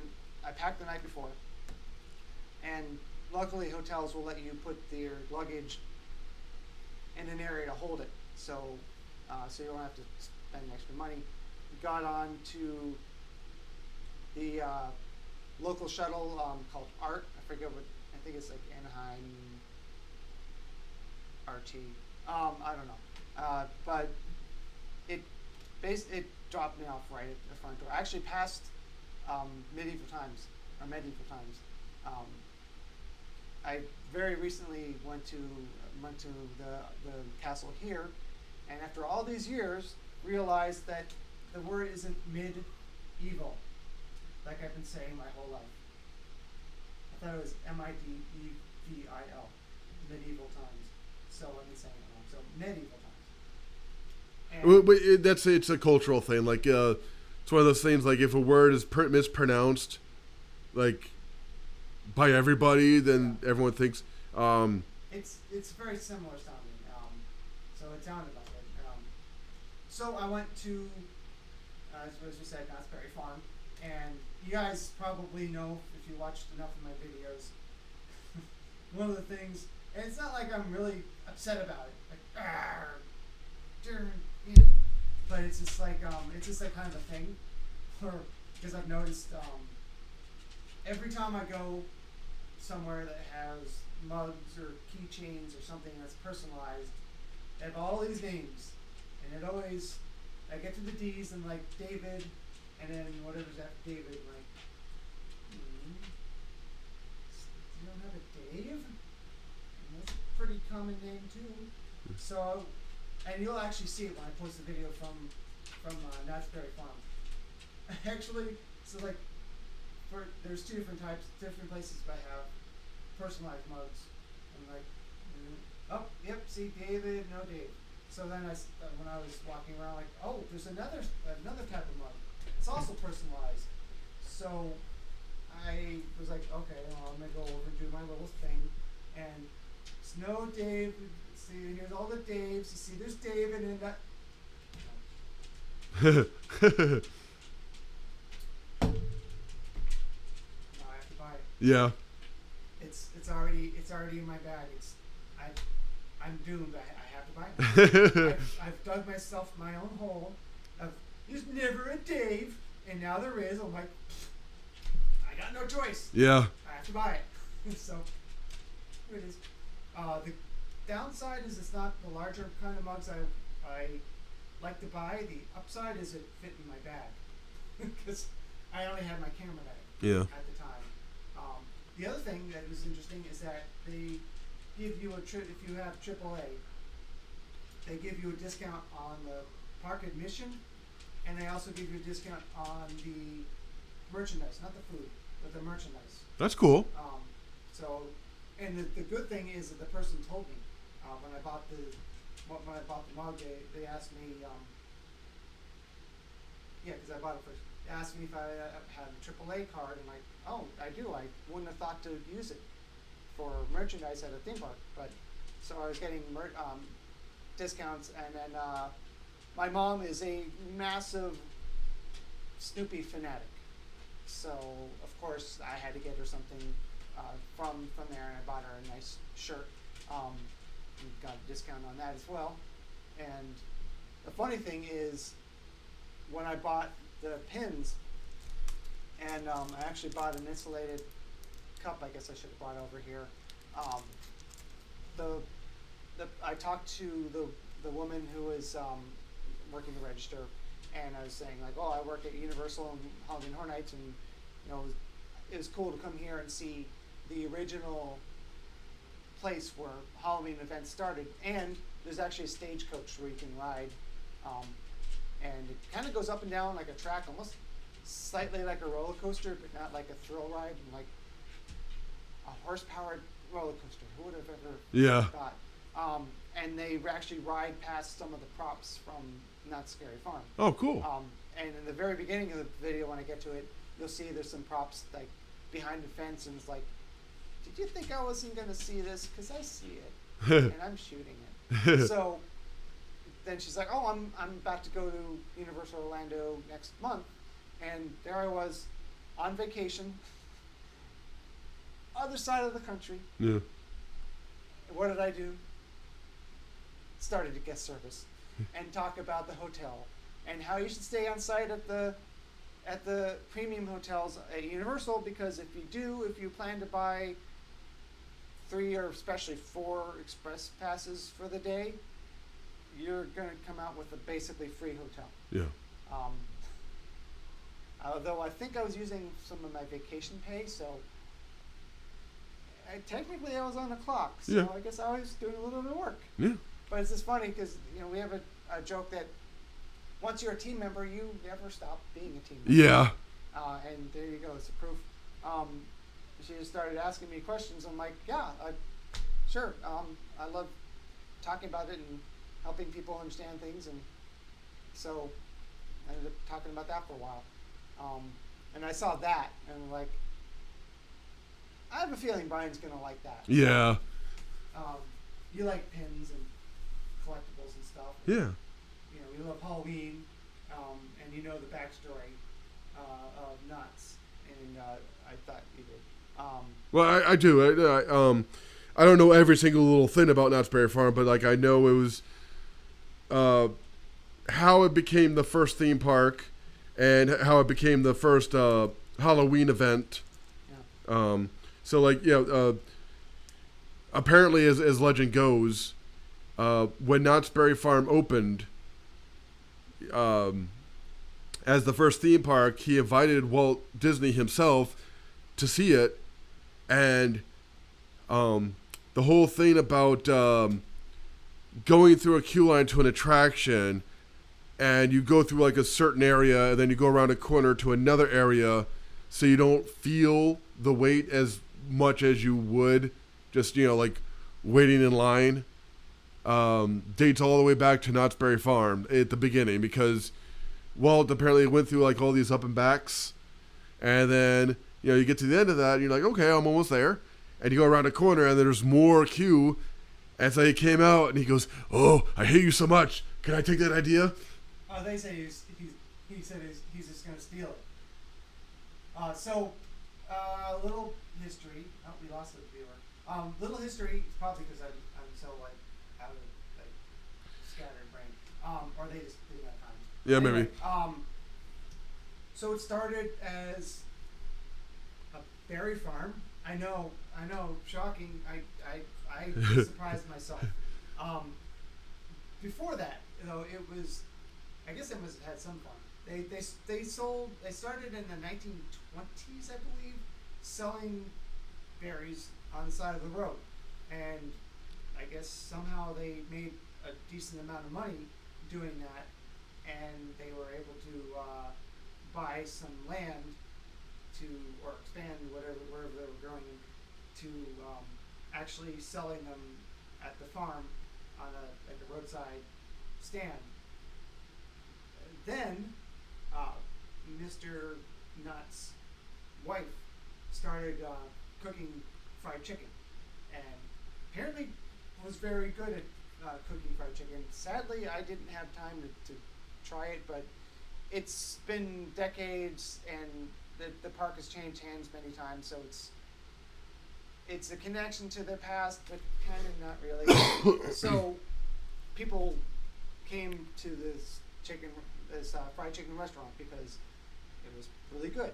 So and because it was one person cooking and serving the food, there was a wait to get in and into the restaurant because obviously it was small because capacity. So seems kind of random. He built a replica of a ghost town that was outside of the chicken restaurant for people to walk around and like do something while they're waiting to get in to try this fabulous chicken that everyone wanted to try. And the ghost town is still there. Obviously it's not the same one, but it's continued since then, and it's a major part of the park. I don't remember what attraction, but one of the attractions way back when it was still the original owner, he put on a gorilla costume and hid in the ride and jumped out to scare people. That seemed to work really well. People loved it, so he kept doing it, and then it's built on top of that, and it eventually became Knott's Scary Farm. And that's where all of the Halloween events start from, because I don't know who copied that next. It might have been Halloween Horror Nights many years later, because it did start out in California and it stopped and then came over here and then started again over there. I'm pretty sure that Universal's been doing that longer than Disney. I think Disney is more recent. The Universal, outside of Knott's Berry Farm, Universal is the other longest running. Universal Hollywood started in '83 with Horror Nights and then stopped for several years. Universal Orlando has been going consistently since 1990. Actually, 1991. I'm sorry. Yeah. And obviously there was a long gap when it was just Knott's Scary Farm, because it started all the way back in the early part of the park. I don't remember exactly when Knott's Scary Farm started, when he first put on the costume, but I know somewhere in the 30s or the 40s. It might have been the 50s by then, I'm not sure. But that's where it all started. So I'm like, well, first theme park in the country, they said that they make sure to say it's not the first amusement park and the first place to have a Halloween event. So I'm like, well, being the fan of Halloween theme parks and having my channel about theme parks, like, I have to go. Yeah. So I worked it out in a way. Now, like 6 hours ago, when I mentioned the 6 people watching. Hi. Hello.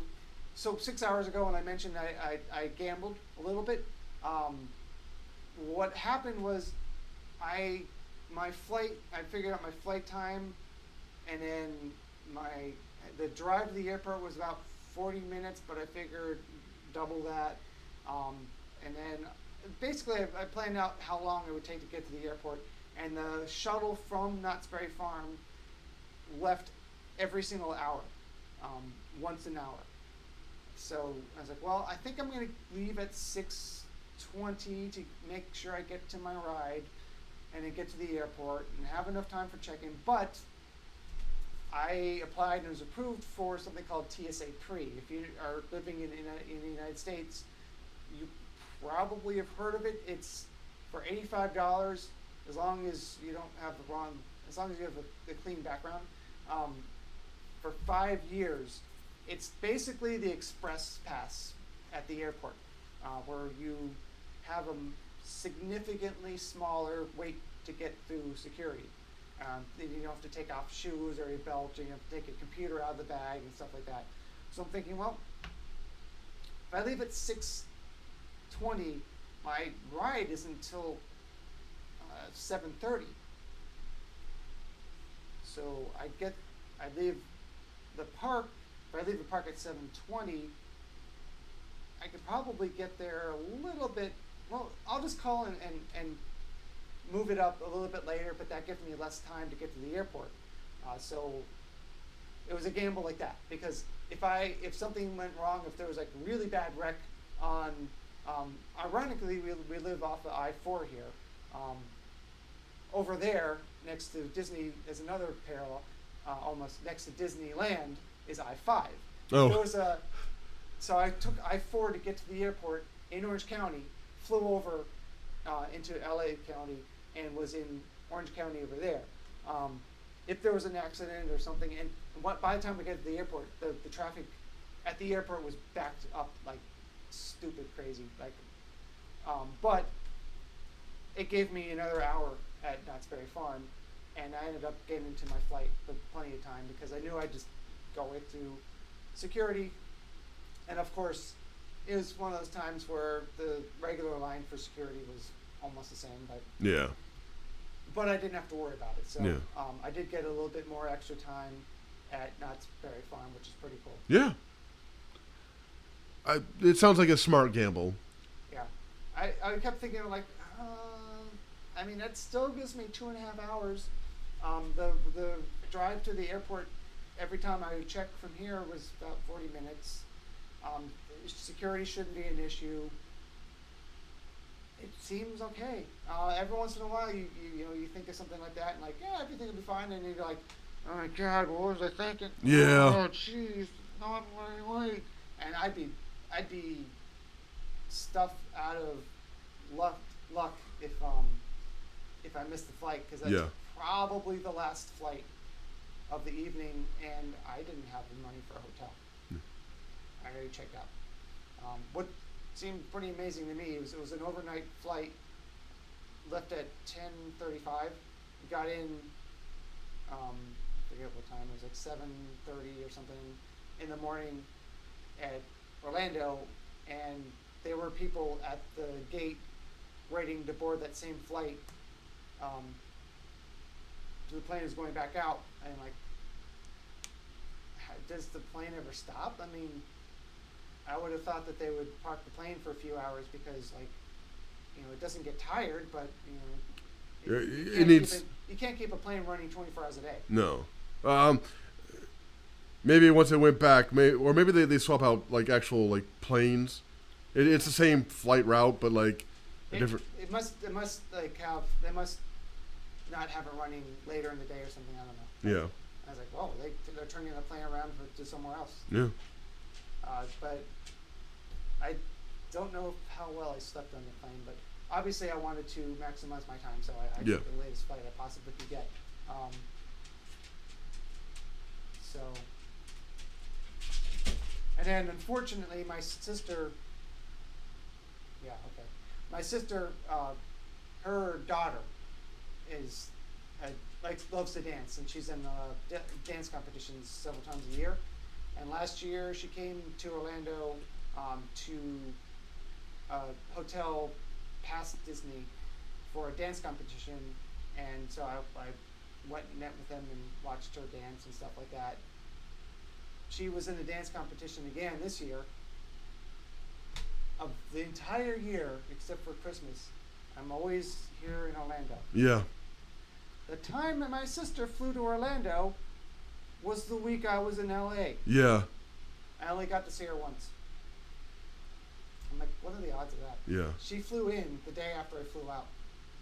And actually, she lived near LA for a couple of years as well. What I didn't experience, Thankfully. No shaky. and I didn't feel like I was going to be in any danger.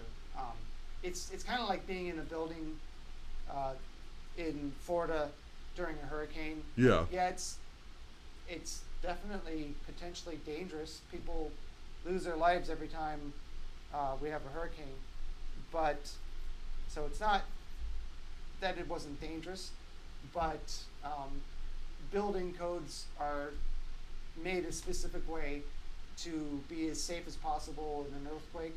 I was just like, well, I've never experienced that. That's going to be interesting.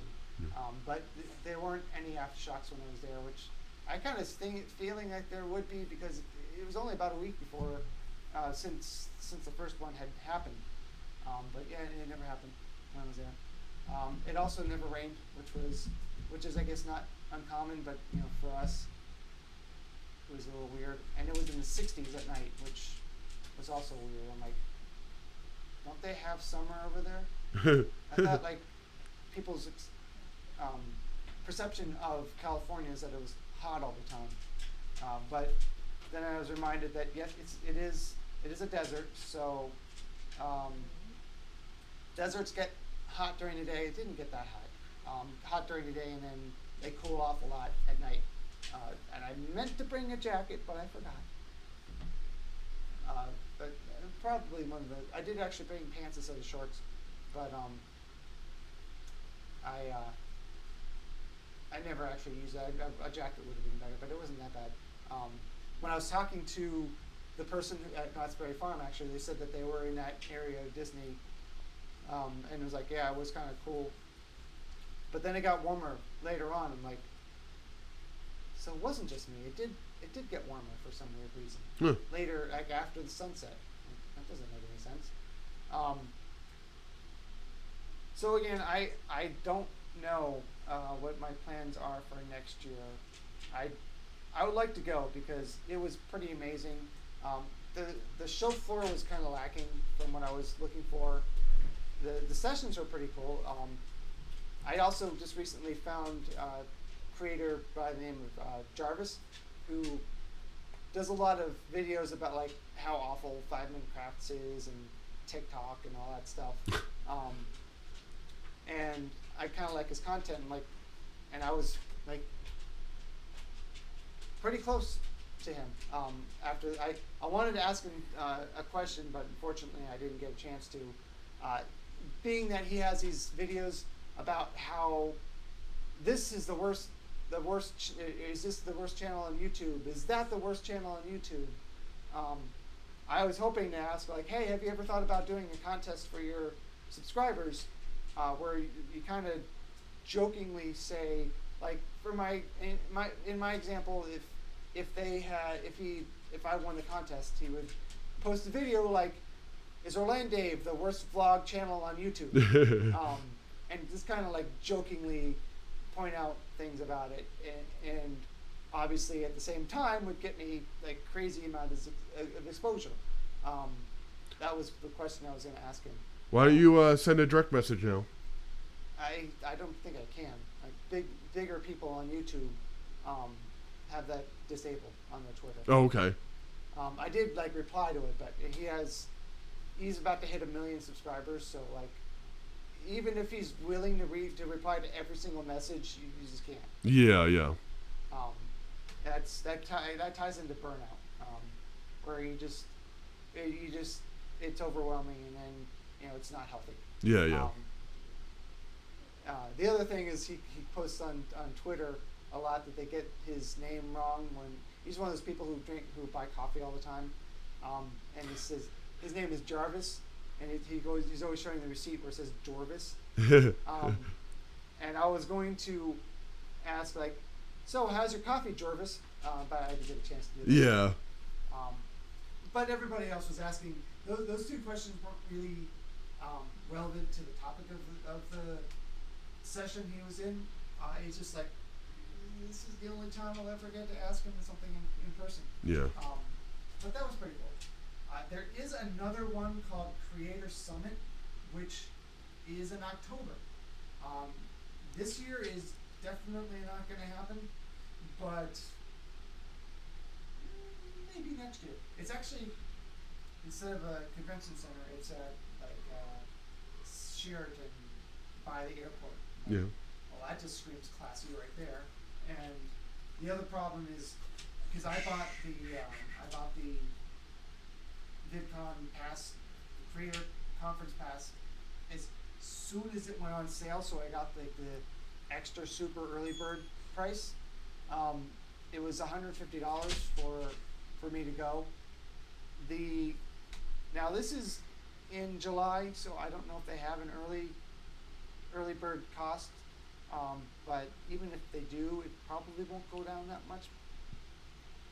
It costs $175 to stream video of Creator Summit. It costs $725 to go in person. So that's a big mountain to climb. Yeah. The good part about it, and also I don't think there's a show floor at all. But their angle is that it is not a fan fest. It is not a whole bunch of teenage screaming girls at a concert who are just geeking out over like some creator. Most of the list of people who are there from YouTube, like I never heard of them. I don't care. It looks pretty cool though, but it's several days of strictly conferences.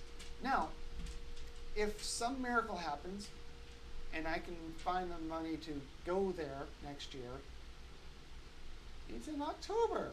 Guess what else happens in October? Not Scary Farm and Halloween Horror Nights in Hollywood. Yeah. So, although both of those are like any other Halloween event, select nights. So hopefully those line up. I don't know, but it would be a side benefit of going. So I don't know. Oh, while we're talking, why don't you update everybody about your character status? I went and auditioned, and they denied. I'm not going to be a scare actor this year. It could be that they don't have me-looking characters, or they do have me-looking characters, but because of an issue, I had to wait until July to audition, when auditions started in May. I originally applied, but I didn't qualify to audition. So it might have been the answer I gave, who knows. I just know that I'm not going to, unfortunately, be scare acting this year. So, but I hear people all the time saying that you're lucky you've gotten it every time. But there are people who will get cast one year and not get cast the next year. So, oh well. Yeah. It was kind of a bummer because I was hoping to go for reserve and not work as much. Yeah. And do some freelance stuff so I can get some money coming in. But I did talk to people from some probably like slightly high level people from Patreon. So that was pretty cool. There was a sponsored session, and I went up and said, like I've been really struggling. I want to offer more things for people to support me on Patreon, so I can do more stuff, like buy more equipment, go to more shows, do stuff like that. But I'm really struggling. I don't really want to do early access videos, especially on videos that are kind of time sensitive, because I want when I put all that effort into making a video, I want everybody to see it. And I don't know how much of a demand there really would be for, like, ooh, I decided this video a day early. Yeah. The big thing, and Brandy knows because you replied, the big thing I've been wanting to do for a long time, and I did shoot a lot of photos on this California trip, is I wanted to put up like an exclusive image gallery that goes along with each video, or at least some of the videos, where I shoot photos as well. But there is, as weird as it sounds, there is no image gallery in Patreon like there is everywhere else. You post to Facebook, the thing kind of is an animation, goes full screen. You click on an arrow of some sort, usually center on the edge of the picture. They slide over, and every picture is pretty much the full size of the window. It's what you expect to see on every modern platform. Patreon hasn't done that. You can post a picture. It's kind of small. It's a little 90s really, or maybe early 2000s. And then you can post a couple more pictures on the bottom, but it takes a crazy amount of effort to do that, and they're not very big. So that's and I've asked before what people want to see me offer as rewards, but I haven't really. I do have an idea when we end the stream. I have an idea I want to talk to you about. You have a great eye for detail in videos that you can translate very well. Look forward to seeing that happen. Well, thank you. I posted a few photos, but it just really isn't a place. I even signed up for not a Flickr account. It's another one that ends with an R. I signed up for another account that I thought I could link to, and embed the image gallery, and that didn't work either. Mm-hmm. So, Tumblr. I thought I can post things privately and then embed that into Patreon. I mean, you could just link to your Tumblr page and then have them go there directly. But that would ruin the whole point. Yeah. Because then they'd be public, and why would you pay for private access to something that's posted publicly? Yeah. So yeah, but they did say, when I was talking to the person after the session had ended, they were available for Q&A. I'm like, I don't understand why this isn't a thing. And she said she's working. That there's somebody working on it right now. Actually, Jarvis used to be. It might still be. He was a software engineer at Patreon. Oh, cool. And they said that they're working on it right now. And it should be by the end of the year. I'm like, well, it hasn't happened yet, but okay. So hopefully, and also I did get to talk to somebody from Google. I forget what their exact position was, because it is put on by YouTube, the conference. And it's like, yeah, I'm one of those people who's still holding out and not using the studio beta because I don't like it. And he asked me a bunch of reasons why, and one of the things I did mention was, some of you might remember when I streamed recently I was like, oh, I'll try the studio beta for streaming, and we were just sitting here. You had your laptop open with it on the stream, and like you sent me a message that I saw on my computer. Yeah. And then we watched the stream later. Your message didn't show up. Yeah. There were messages that other people were sending that we didn't see. Yeah, yeah. And all I saw was your your logo. I didn't see any Yeah. video. So I got to talk to somebody in Google and was like, oh, interesting. I'll let them know. So like that was pretty cool too. But yeah, if you go, I recommend staying away from the cupcake truck unless you like to spend a lot of money on just kind of average cupcakes. But in finally some park news, the Jurassic World remake or makeover over in Hollywood actually soft opened when I was in California, but unfortunately it was easily an hour or more, I think hour and a half each direction, and I'm not sure what I would even do, how I would even get out there. So unfortunately, it wasn't a reality this time. If I do get out there next year, I'm gonna try to stay a little bit longer and go. But the problem was if I went there on the day I arrived, I'd have to check in, put my luggage in the room, and then it was already about 12 o'clock in the afternoon. An hour and a half out that way, it'd be more like 1 o'clock, and then I'd have the rest of the day there, but I would be tired, or the same thing, like I would have to go out there on the day I leave.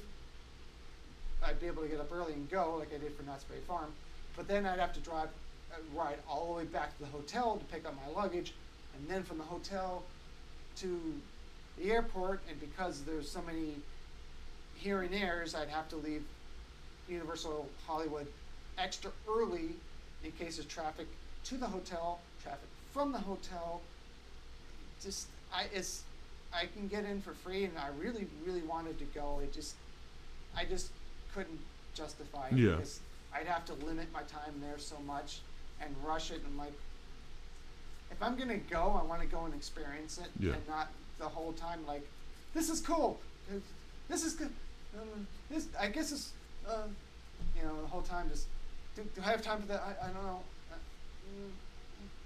But it's kind of funny because I'm like, I'm gonna go to Disney, but not Universal. Yeah. But I can walk a minute, or I can walk a couple minutes and be on a bus and be at the front of Disney. So yeah. Practicality won out. Yeah. But we have no idea what's going to happen over on this side. I know they're working on a giant project we can't talk about, but we do have a ride that's based on, I believe it's based on the one that they just made over to the Jurassic World ride. That's all we know for fact. Will we have a makeover here? It could happen. It might not happen, but it hasn't been announced. But it is in soft opening. So if anything happens, it'll be based on how that does. Because I was surprised how well the Jurassic World movies did. I thought, they did very well. Over in Legoland, actually, the day before I left for the California trip, I was in Legoland for the Made for Kids, Built for Kids video. I got another interview and some more footage, so that's coming together nicely. Cool. Their Lego Movie Days is continuing, and I think I might go on Sunday and check that out. Get a little bit more video and get some video of the Lego Movie Days for the video I'm working on, and just to show you guys in general. They had a media day when I was in California, of course. Yeah. So I missed the media day, and I missed seeing my sister and niece more than once. But at that point, it was already set in motion. So right nowhere. So I guess those are all the questions that you guys have for me from my trip. Yeah.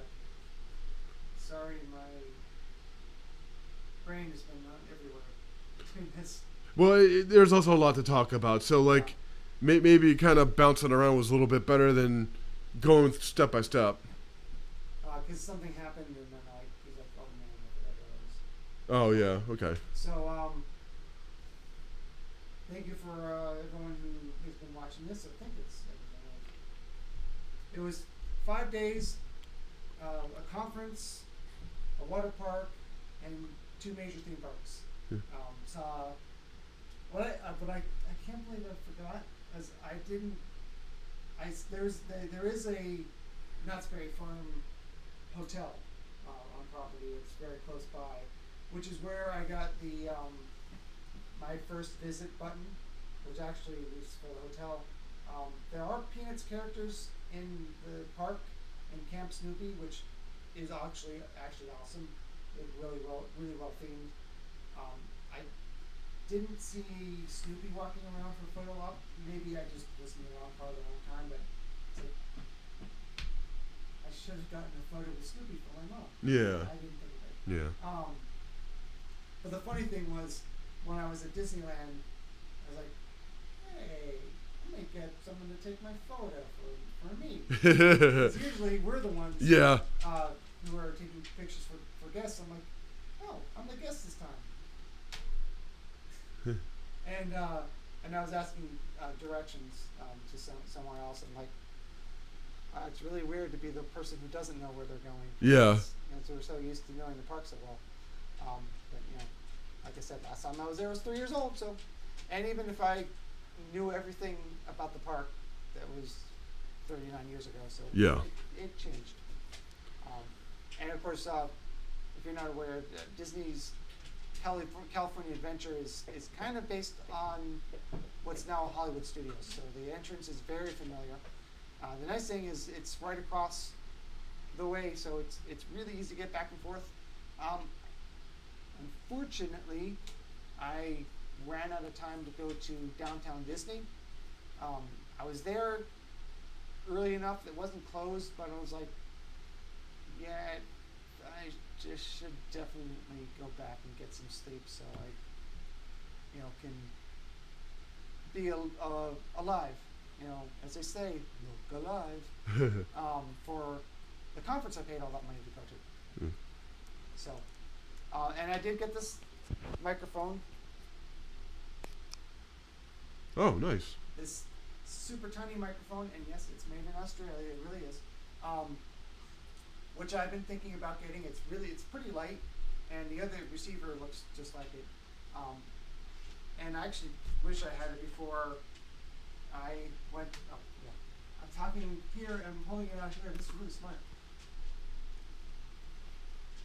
Before I left, because I could have used this for the interview for Legoland, and I was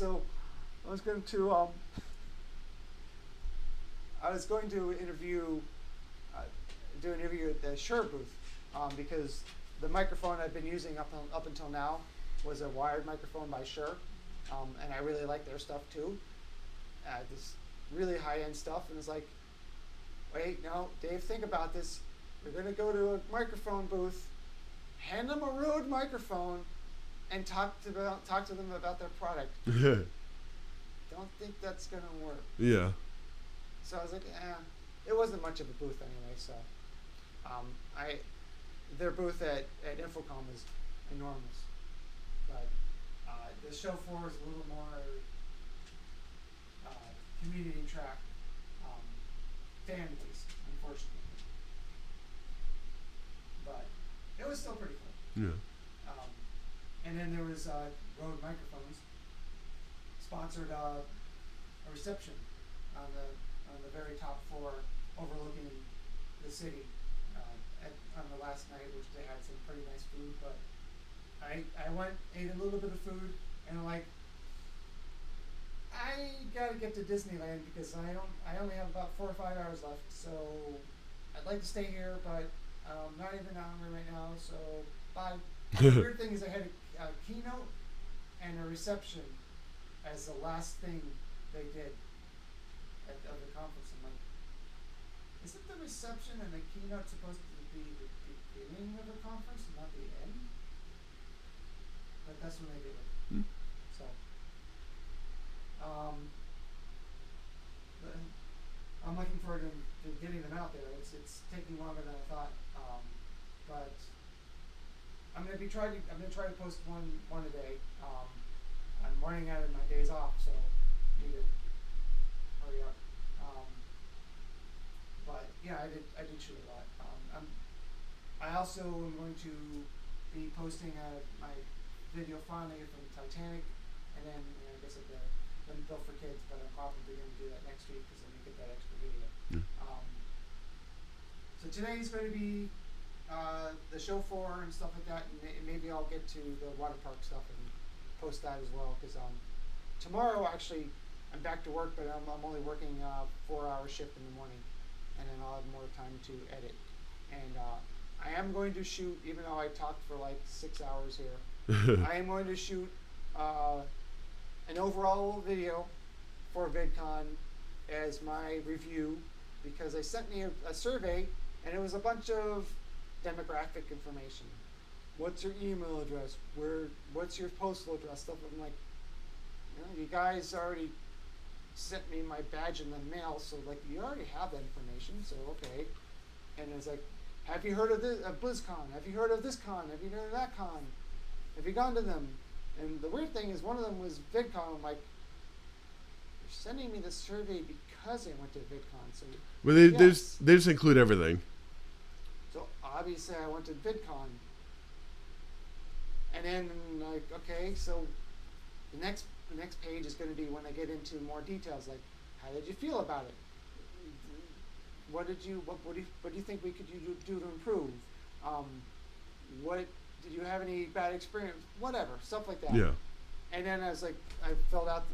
They asked about the cons. Clicked on it. Like, thank you, we're done. Like, that wasn't even the part I wanted to do in this. The whole like survey. That was it. Yeah. There was no like the part I was looking forward to wasn't even there.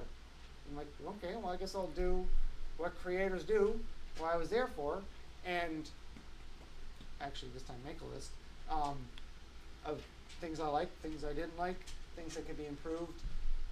Definitely gonna pound pretty hard on that backpack policy because that was really stupid. If you're in the community track and you're going as a fan, okay, I can see being limited to a clear backpack because you probably have your phone, maybe like a little point and shoot camera or something like that, and like an autograph book or something like that. But if you're there as a creator, to not be able to have a larger backpack with your microphone and like your professional camera and a tripod and stuff like that, like I'm going as a creator. It's on my badge. Yeah. I shouldn't be limited to a little kitty backpack. Yeah. So on that, the water park was pretty cool. There's some things that they can't really control, like Rode Microphones didn't have a booth there because they didn't want to. There is something this week that they're going to in Australia, so they might have been like, well, can we do one thing one week and one thing the other week? No. So they took the money and just put it in the sponsorship instead. They had a rep at the B&H booth and a rep at the LoomCube booth instead. I don't know if it was on purpose or not, but the Rode microphones were just everywhere, and all the booths. And you'll see there's something going on outside where like everyone was surrounding someone. I couldn't get close enough to see it. Every camera that was up in the air with a shotgun microphone had a Rode microphone on it. Yeah. So they were well represented, but I was hoping it would be. There was one place called vidIQ, which was giving free channel audits. I was like, cool, I'm gonna go stop by at some point and get an audit. Well, it turns out you had to sign up for them in advance, and by the time I found this out, that they were booked the entire show. Yeah. More things like that. I was hoping for like maybe a channel consulting business, where like you can pay someone to be like your sort of personal assistant. Like much you pay them. Maybe they'll check in like once a week and like do a live, like a Skype call. It's something like a business like that. I was like, that would be cool, and I didn't see anything close to that. It was like, here's some plushies. Ooh, go and do a challenge and get a free Klondike bar. And like, here's some caffeinated soda with like 15 different crazy ingredients that are probably going to kill you. And, you know, like, Black Magic was there, which was kind of cool. They have some editing software I want to switch over to. The problem is the old classic, yeah, that tool might be better, but I have this backlog of stuff I need to do, and I'm not going to be doing it if I learn another tool. Yeah. So I kind of want to jump into it because it's free, and I pay every month for Premiere Pro, but I know the workflow. As much as I hate it, I know the workflow for Premiere, and like I don't want to stop working on my stuff to learn something completely different. Even though the full suite is $300 without having to pay a monthly subscription. And the funny thing was when I was at Infocom, when I went up to the booth and said, they asked, well, what do you use to edit? I said, I use Premiere Pro. And he said, why is it that everybody who comes up here who uses Premiere Pro, when I ask them what it is that they edit with, their answer is always Premiere Pro. But like it's still the standard. So. Well, yeah. Well, what is the reason? Why do you go Premiere Pro? There's so many things that annoy me about it. Like, okay. Just it's things like when you save, it pops up a dialog box over everything, and you can't do anything in the software until it saves. And autosave is a great feature in software. If you're in the middle of an edit and autosave comes on the screen to edit, to save, pops up on the screen, you're not doing anything in the program until it finishes. Yeah. Even though the same company, Adobe makes Photoshop, and it has background saving. You save, you keep working. Autosave comes on, starts saving, you don't even know, you're just still working. And it's great because it saves every little change. Your computer crashes, it opens a recovered file, you have everything. Yeah, cool, yeah. Same company makes Premiere, but it stops everything you're doing until it's done saving. And there's a lot of other perks about it too that I don't like. But it's like, yeah, if I could find something that my workflow could be adapted to, just like when in the beginning of the videos, for Orlando, when I have the little lower third that has my Patreon, a couple of times I didn't have that in the video because when I'm playing it back, the playback is really struggling and jittery and slow and choppy, and it doesn't play back well with the graphic on the screen. Even though my CPU is not maxed out, my GPU is not maxed out, my RAM is not maxed out, I'm using solid state drives internally and externally. Everything says this computer can handle it, but it doesn't. And every time I have to watch the beginning of the video, it's choppy and crappy, and it's just like, but why? So things like that. Yeah. It just annoys me, but like that's the best of what I can get, and I pay every month for it. And the software from Blackmagic Design is free or $300 for life, and it looks pretty cool. I just haven't been able to get myself to jump into it. So I still, and I have all these like graphic templates for the wait times for the theme parks that are already laid out and done, and stuff like that. And I just did something really cool. There's a spinny ride over at Legoland, which we never got to experience. I shot some video about the pool for the Built for Kids, but it didn't really look so great. They have a video of a B-roll that's available that I can use for my videos. And it's like, oh, that looks really cool. I'm going to use that shot of the zero entry because the pool is empty, so I don't have to worry about kids being in the pool, like their faces or whatever. The problem is in the background is that ride. It doesn't exist anymore.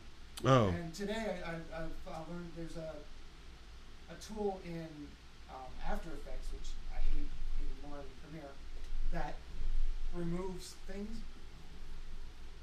I was using it today. I removed the ride in the background. You can't even tell it was in the shot. Oh, nice. Cool. So, and it wouldn't be a big deal, but I'm like, oh, do I really want to put a shot in there with the ride that doesn't even exist anymore? Doesn't matter because Now, what I would recommend for Black Magic is, I don't think you're ever gonna like totally clear out your workflow, so you may as well at least play around with it without using it to actually edit your videos. Just like, I don't know, just when you got some time, just play around with it and see, what you can do with it and what you like and what you don't like. And because I don't think you'll ever get a chance to like be like, all right, I got nothing to edit, let me try this. Sometimes I kind of clear out, like right now, I'm like, especially around the time I'm coming back from California and have, sometimes shooting 2 different things in a day. Yeah.